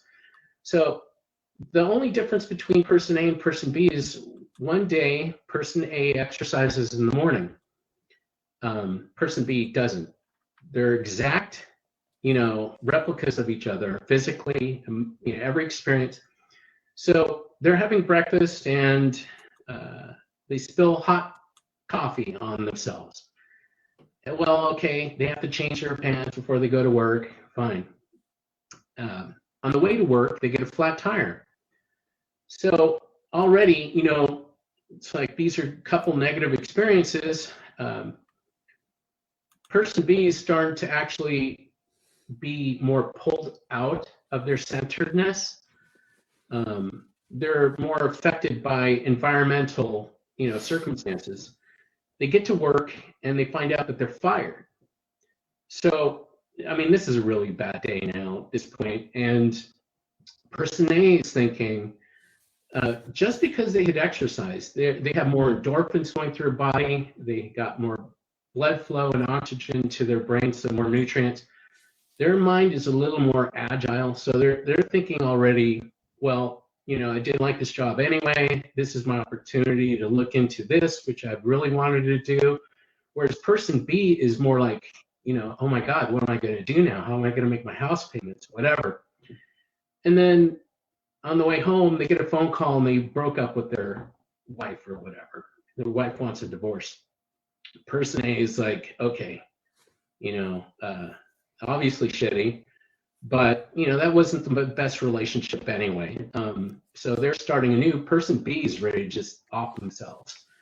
The whole point is, exercise alone is such an amazing process. If you do it long enough, at least 45 minutes of aerobic exercise, and that's the best time to think of the most important things you want to do in your life.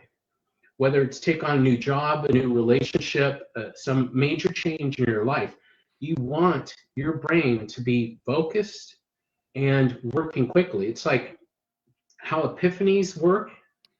I'm pretty sure you've had some, everyone has them. I noticed there are two things that can happen when you come up with this idea. They go, oh, wow, this is amazing. This is what I want to do. And so there are two things I would notice would happen once I have an epiphany. One is I hold my breath in expectation, like waiting to see where it goes. And then I realized, oh no, the idea died. And the reason why is because I was holding my breath. Now, when you do aerobic exercise, you don't have the option to breathe or not. So what happens is if you keep breathing, the idea and possibilities propagate and branch off and continues to exist. So this epiphany takes on new forms or goes forward. So that's why, I think the best time to think about whatever you want to create is during 45 minutes of exercise. And that helps a lot. I mean, so yes. Do you think that we evolved from monkeys? I think dolphins are aquatic brothers. So if we had, let's say if we did, it is a Darwin thing, and so yeah, I don't know. That's a fair answer.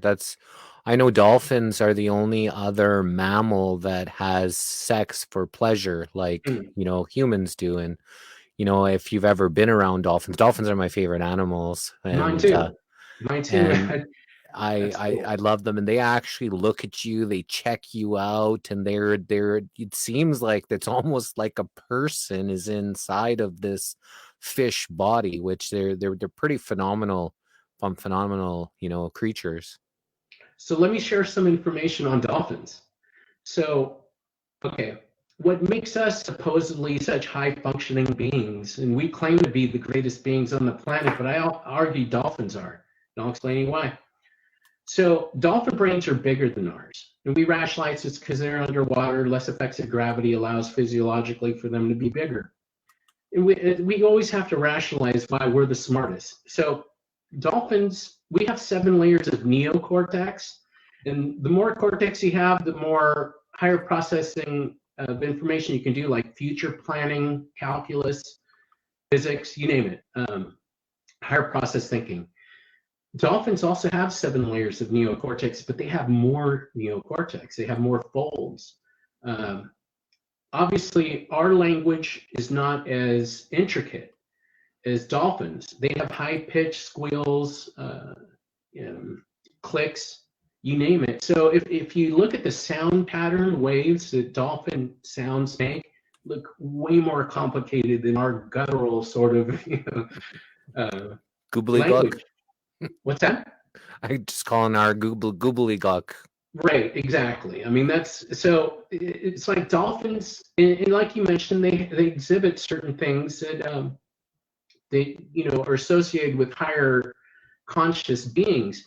Now, the difference is I think dolphins are way more symbiotic with their environment versus humans and theirs. So they're not destroying the planet like we are. So I argue dolphins are even smarter. Yeah, but the thing is that most people aren't destroying the planet. It's these No, right. corporations that these leaders, Exactly. these parasitic scumbags that are taking and blaming humanity for all this whatever climate change or, you know, things that are happening. But most people don't do that. Most people are good-hearted. Most people are, you know, live Exactly. symbiotic. Most people are, you know, trying to live as balanced as they can in this chaotic, you know, money-hungry world. But you know, we get the blame for, you know, what's happening when if the people that were kind of pulling the strings look to, you know, take care of things, we're good caretakers, you know, we could be living symbiotically, which like we should be. And you know, Right. I don't think it's humans to blame for that. No, It's right. No, whoever it is that's exactly. pulling these strings. I'm glad you made that point because I usually say that as well. It's like, it's like they try to say like a whole set of people have this certain thing. I'm like, no, you have to separate corporations from the people. I love the people. I don't have as much trust for the government or the corporations that run it. So, When they made a corporation a person and right. a legal person, I think that took out all morality out of business, and there's no longer a person standing behind that company. It's a board through shell companies and this, and that allows them now to have destructive behavior without any real accountability to it. Yeah, that's something. There's so many onion layers that they've added with all these laws, and it's all bullshit. Um, we have to really start going back and trying to establish or just get rid of laws, number one, that are wrong. It's like I think people know that, um, and a lot of it's educating people. It's like most people don't have time to follow all this stuff. So education I think comes first, and hopefully eventually you hit critical mass where it just becomes a spontaneous growth and understanding where people in society will generally get it, whether it's the next level or higher consciousness or being aware that there are these laws that, are screwing people. Joanne wants to know what your thoughts are on suffering. Suffering, it sucks. No, but well, it's okay. So the first thing comes to mind is in Buddhism, the first tenement is life is full of suffering.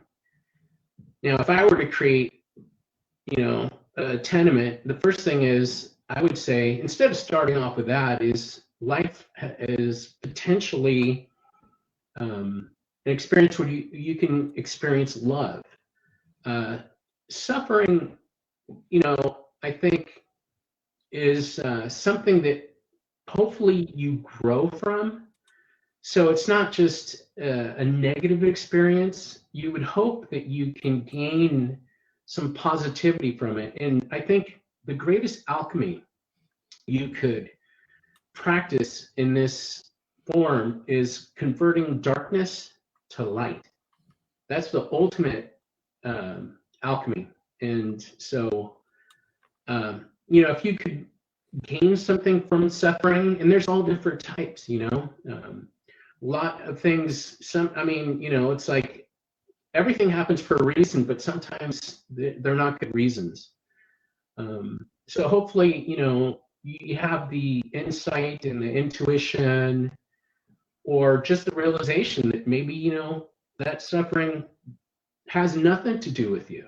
That might even, be releasing, or you could learn from it, or, grow. Everyone's going to go through suffering, and it sucks. So, yeah, it really depends on what kind of suffering too. There are all kinds, all flavors.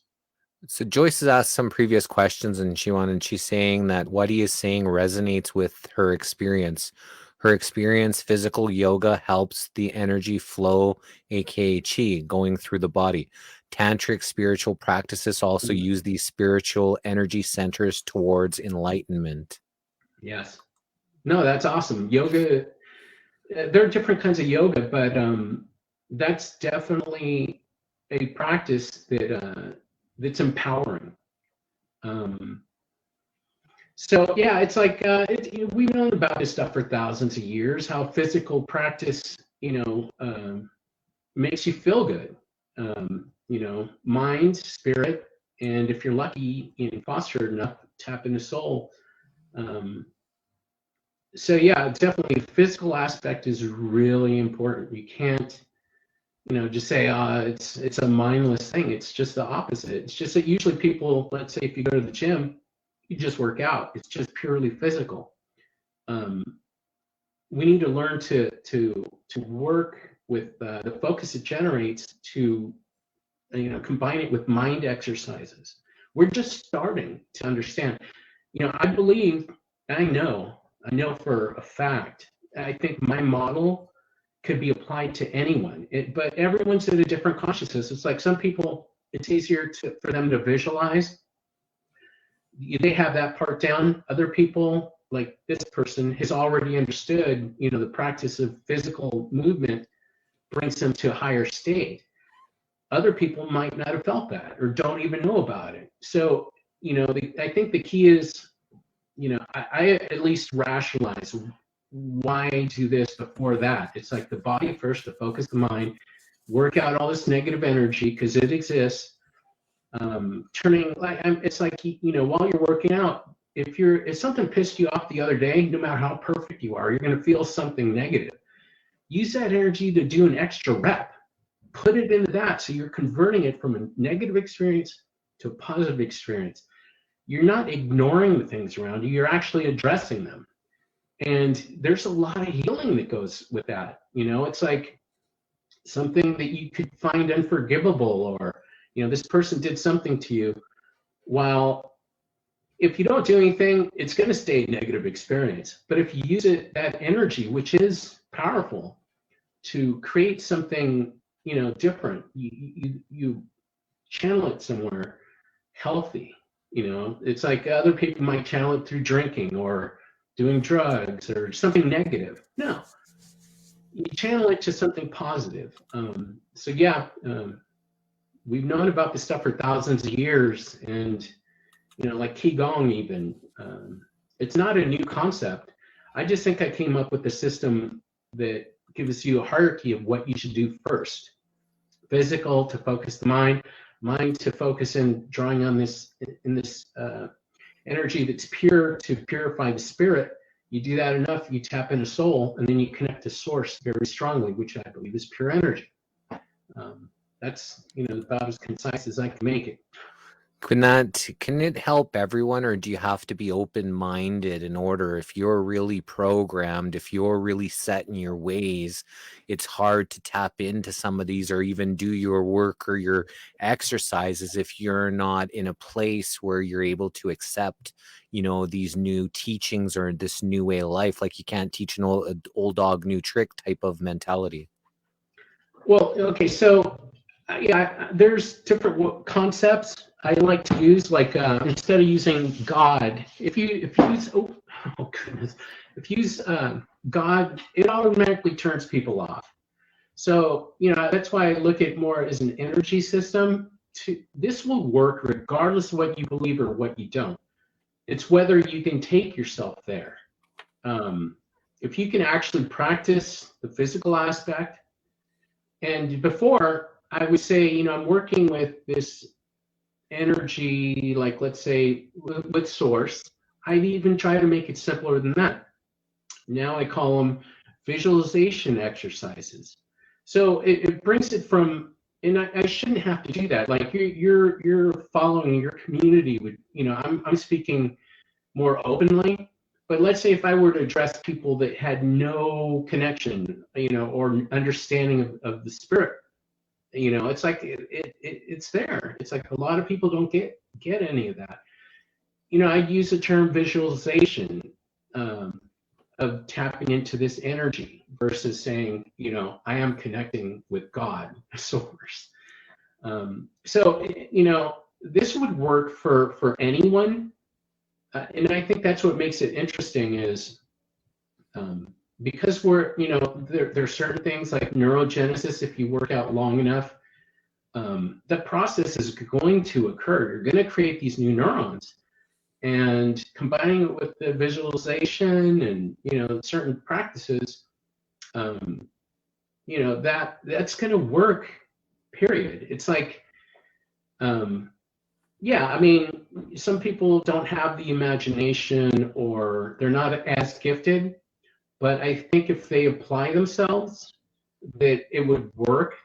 Obviously, some people have more talent in that area, and yes, you have to be open to it. This is energy. You have to become a vessel in a sense. If you're going to channel this energy, you have to be open to it. And that applies to anything else, just not this stuff. It's like, yeah, an open mind, not to the point that your brain falls out, but yeah, it's like you have to open up energy channels in order to receive. Yeah. Now, do you believe in aliens, other life forms? Do you believe that, they're here? If you do, that they're here, kind of dictating different things that are going on? Or, how is that, if there is other aliens, reptiles, people think that there's reptiles here, or tall grays that are, causing chaos and confusion. And how does that interact with humanity's manifestation and getting into this place, if there is other external entities trying to fight to keep us enslaved? Okay, so yeah, one of the things is referring to, I don't like to use the word elites. I call them goobers. Yeah, I don't call them elites either. They're not elite to me, that's for sure. Right. So they'll refer to them as reptilian in nature. Now, because I say philosopher first because I like to think about stuff and come up with my own ideas, and that is, well, having studied neurology, I know that reptiles basically just have a brainstem, and that's primal, and that's just kill it or fuck it. I hope I can say that. Yeah, it's not a children's channel, Good. so feel free to say what you need. So I'm going to start cussing all the time now. I'm kidding. So basically, it's super survival, and that's survival mode. So it's super basic. That's the first part of the brain we developed. And so when they say reptilian, it's like these people, supposedly they're controlling stuff. I think it's a whole consciousness thing. I think everything that's going south right now is to get me to talk about what I am right now. Because otherwise, honestly, I would have just died without sharing this information. If the world kept going positive and boring, I wouldn't be here with you right now. It would have never come out that, I came across this information. So aliens, well, this is what's interesting.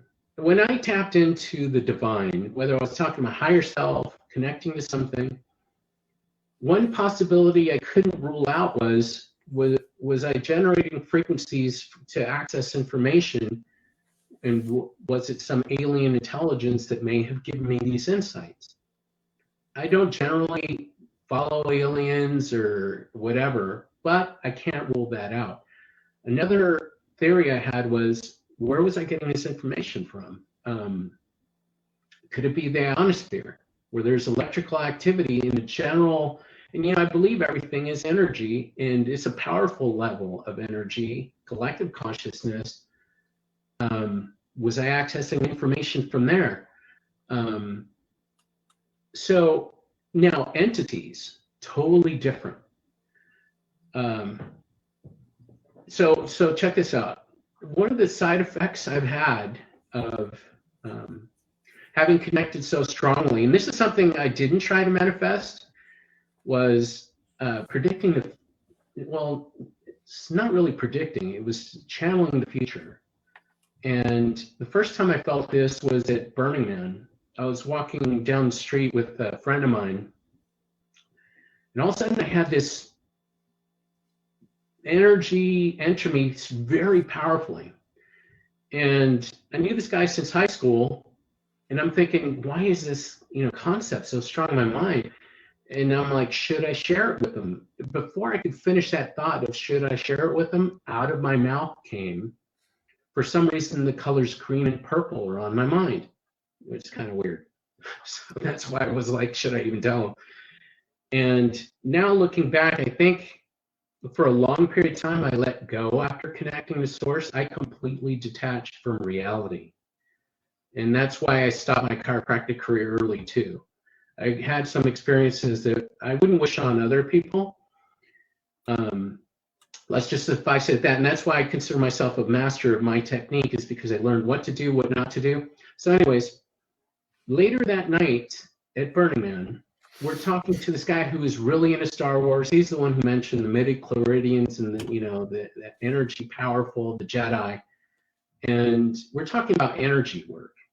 And I was like, I use white because in physics, white has all the color spectrum in it. So it has all of these frequencies already in it.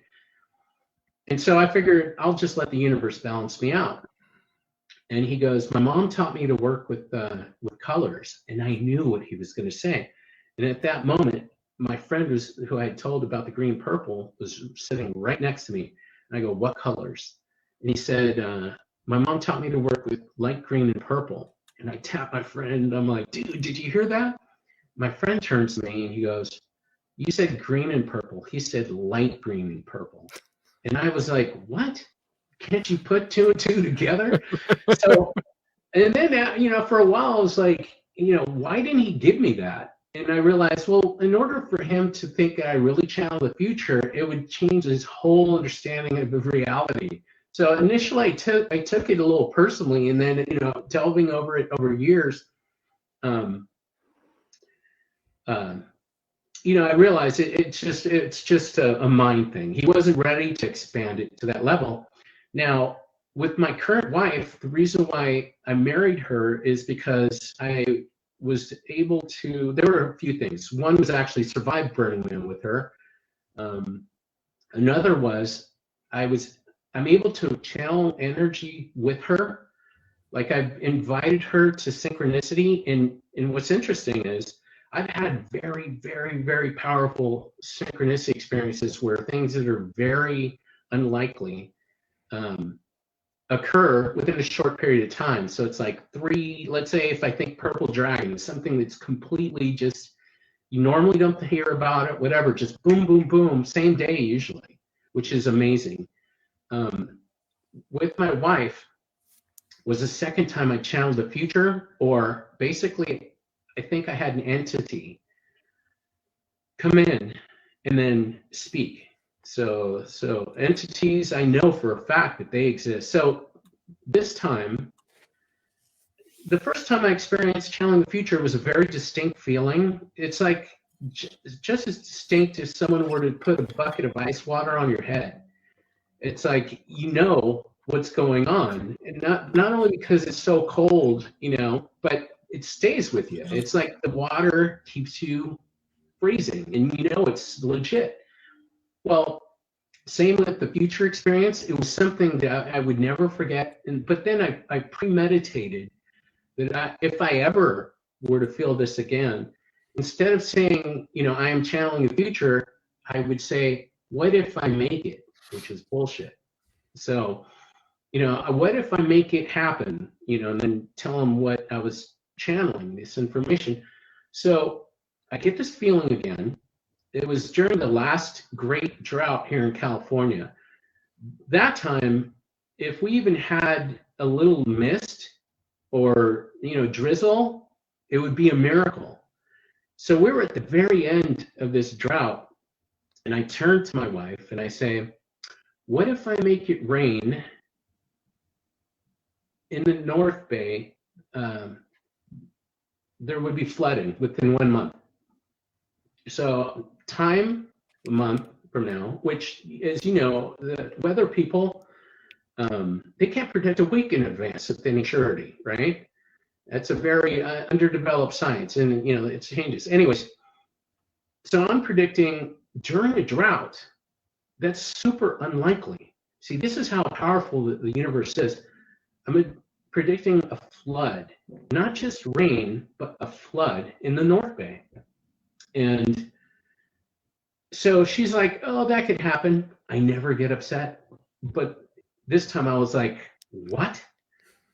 And so I got a little upset, and I realized I learned that I could channel more of the future because I'd introduced an energy into me, and out of my mouth came, what if I make it rain fire? And then immediately I'm like, I'm imagining our car flipping. It's on fire. I'm right, we're dead. So immediately I say, but not on us. So within half an hour, like I think it was within half an hour to 1 hour, we were visiting my brother who has your birthday, same age, yesterday. And I find that synchronistic. So anyways. He just turned 49? He turned, yes, yeah, yesterday. So that, I mean, seriously, there's some synchronicity going on here, which is really trippy. So, okay. Well, I hope you can use some of that. I hope you can use some of that manifestation ability to help manifest an acreage of big land where we can grow some food, because that's what I'm really looking towards manifesting. All right. That's all I could do. You're gonna have to do the rest. Thanks, brother. Appreciate it. I like that. It's all it takes is a little moment and a little bit of focus. So let me finish the story and then remind me to tell you about focusing and what you wanted to manifest. So, okay, so I visit my brother George, who had your birthday, and what was interesting is later I realized at the very same exact spot where on the way to his house, where I channeled this information, was when I noticed my wife that was driving, she's looking at the display on our car very intently. I'm like, what is she staring at so hard? And I look at the display and it says Fire and Rain, which was a song. And I go, do you see why I say I have a certain connection to the universe? And she goes, that is weird. And then I had forgotten this, but she reminded me. The next song after that one was Reason to Believe.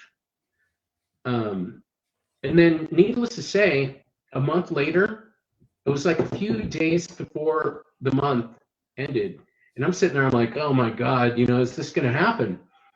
And I went to a sort of like a rave party with some people on Facebook I didn't know, but they were going to the same event. So I picked them up and, I told them, I'm going to do a rain dance tonight because, I predicted flooding and, there's no talk of any rain at all in the forecast.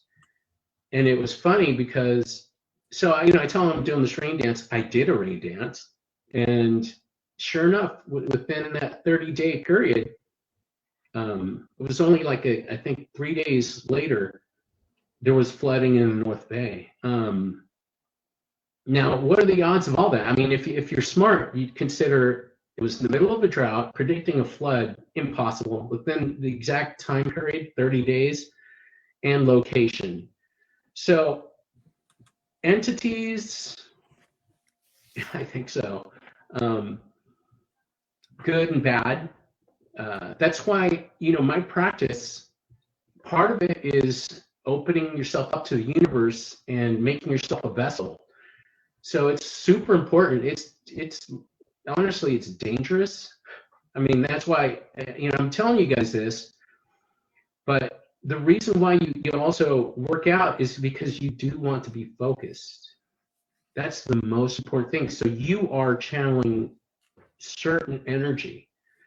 And it goes without saying it should be positive energy. What's interesting is you can short circuit yourself by channeling anything other than positivity. So I think what's interesting is I realized it's like initially I didn't want to share this information because I thought it was too powerful.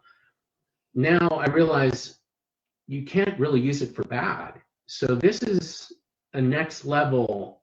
It's like, okay, so all these different sciences, we're making leaps and bounds of knowledge, whether it's biomedical, rocketry, or, whatever. It's like creating electron microscopes, or even, it's like we have all this advancement in technology. Where are the pioneers in consciousness? And I know I've been put here on this planet to share what I'm sharing now. So, going back to your manifestation, I would say if you want to make it more possible and more real, do a group sort of prayer, or focusing or affirmation, whatever you want to call it. I'm comfortable with all those words myself. I don't have any issues with, saying God or, source or energy. Do it with a group of people, and I believe there's more power when you set intent with a group of people versus just yourself. So that's my recommendation too, if you want to put more energy into that acreage. Awesome. I love that. We do got to wrap this up. Any things that we may have not covered that you wanted to touch on, or, have we kind of gone through basically what you wanted to share with us today? I think, yeah, if you want more specific information on any of the topics I brought up, visit my YouTube. It's new. And yeah, feel free to comment. And if you guys have any other questions, feel free to, post them there, and I'll answer all your questions. And aside from that, I just want you all to know that I love you. That's it. So, love you too, brother. What's on your website, and what can they find on your Facebook page or your YouTube channel? So website isn't really up right now. It's just a URL that transferred to my Patreon. So Facebook, I'm on Facebook. I'm already at the friend limit, so you could follow me. But I'll warn you in advance. I post a lot about politics and economics as well as consciousness stuff. So, but the YouTube is dedicated specifically to consciousness and this practice that I'm talking about. Awesome. So what's next? What's next for you? Anything in the horizon you're working on yourself? I have to write some books. Is essentially it. It's like, I think I found a way for people to function the highest level possible for this, have an effect on this energy matrix. And, I want to put it together with the science, whether it's neurogenesis or, more information on the reticular activating system, just the linear stuff, and be more thorough as to each step of the way. So that's definitely something I have to do. I put out more videos. There's so much information I have to share. And so that's what I'm focused on right now, essentially. Okay, awesome. So thank you so much for your time. Thanks for, helping educate the world on, the powers. I think we do have a lot of powers that we haven't been tapped into, haven't been taught, maybe purposely have been, misguided away from. And I think, anybody that's helping people to, regain some of that knowledge and power that we have inside us, has my respect. So, good on you there, brother. Love you, man. And may the source always be with you. Right on. Thank you. Awesome. Well, thanks everybody for all your likes, comments, hearts, shares, and stars. We appreciate you all. We have 2 more missing links today. One starting in about 45 minutes with Carmen Croideru. She's a healer and an artist. She's going to talk about some stuff, and she's actually going to give away some prizes, for the stuff that she does and helps. And then we've got Max Egan at 9 p.m. Eastern Standard Time today. So thanks again. Thanks, Arturo. And we'll see you guys later on the Missing Link. May the source be with y'all. Bye, everyone.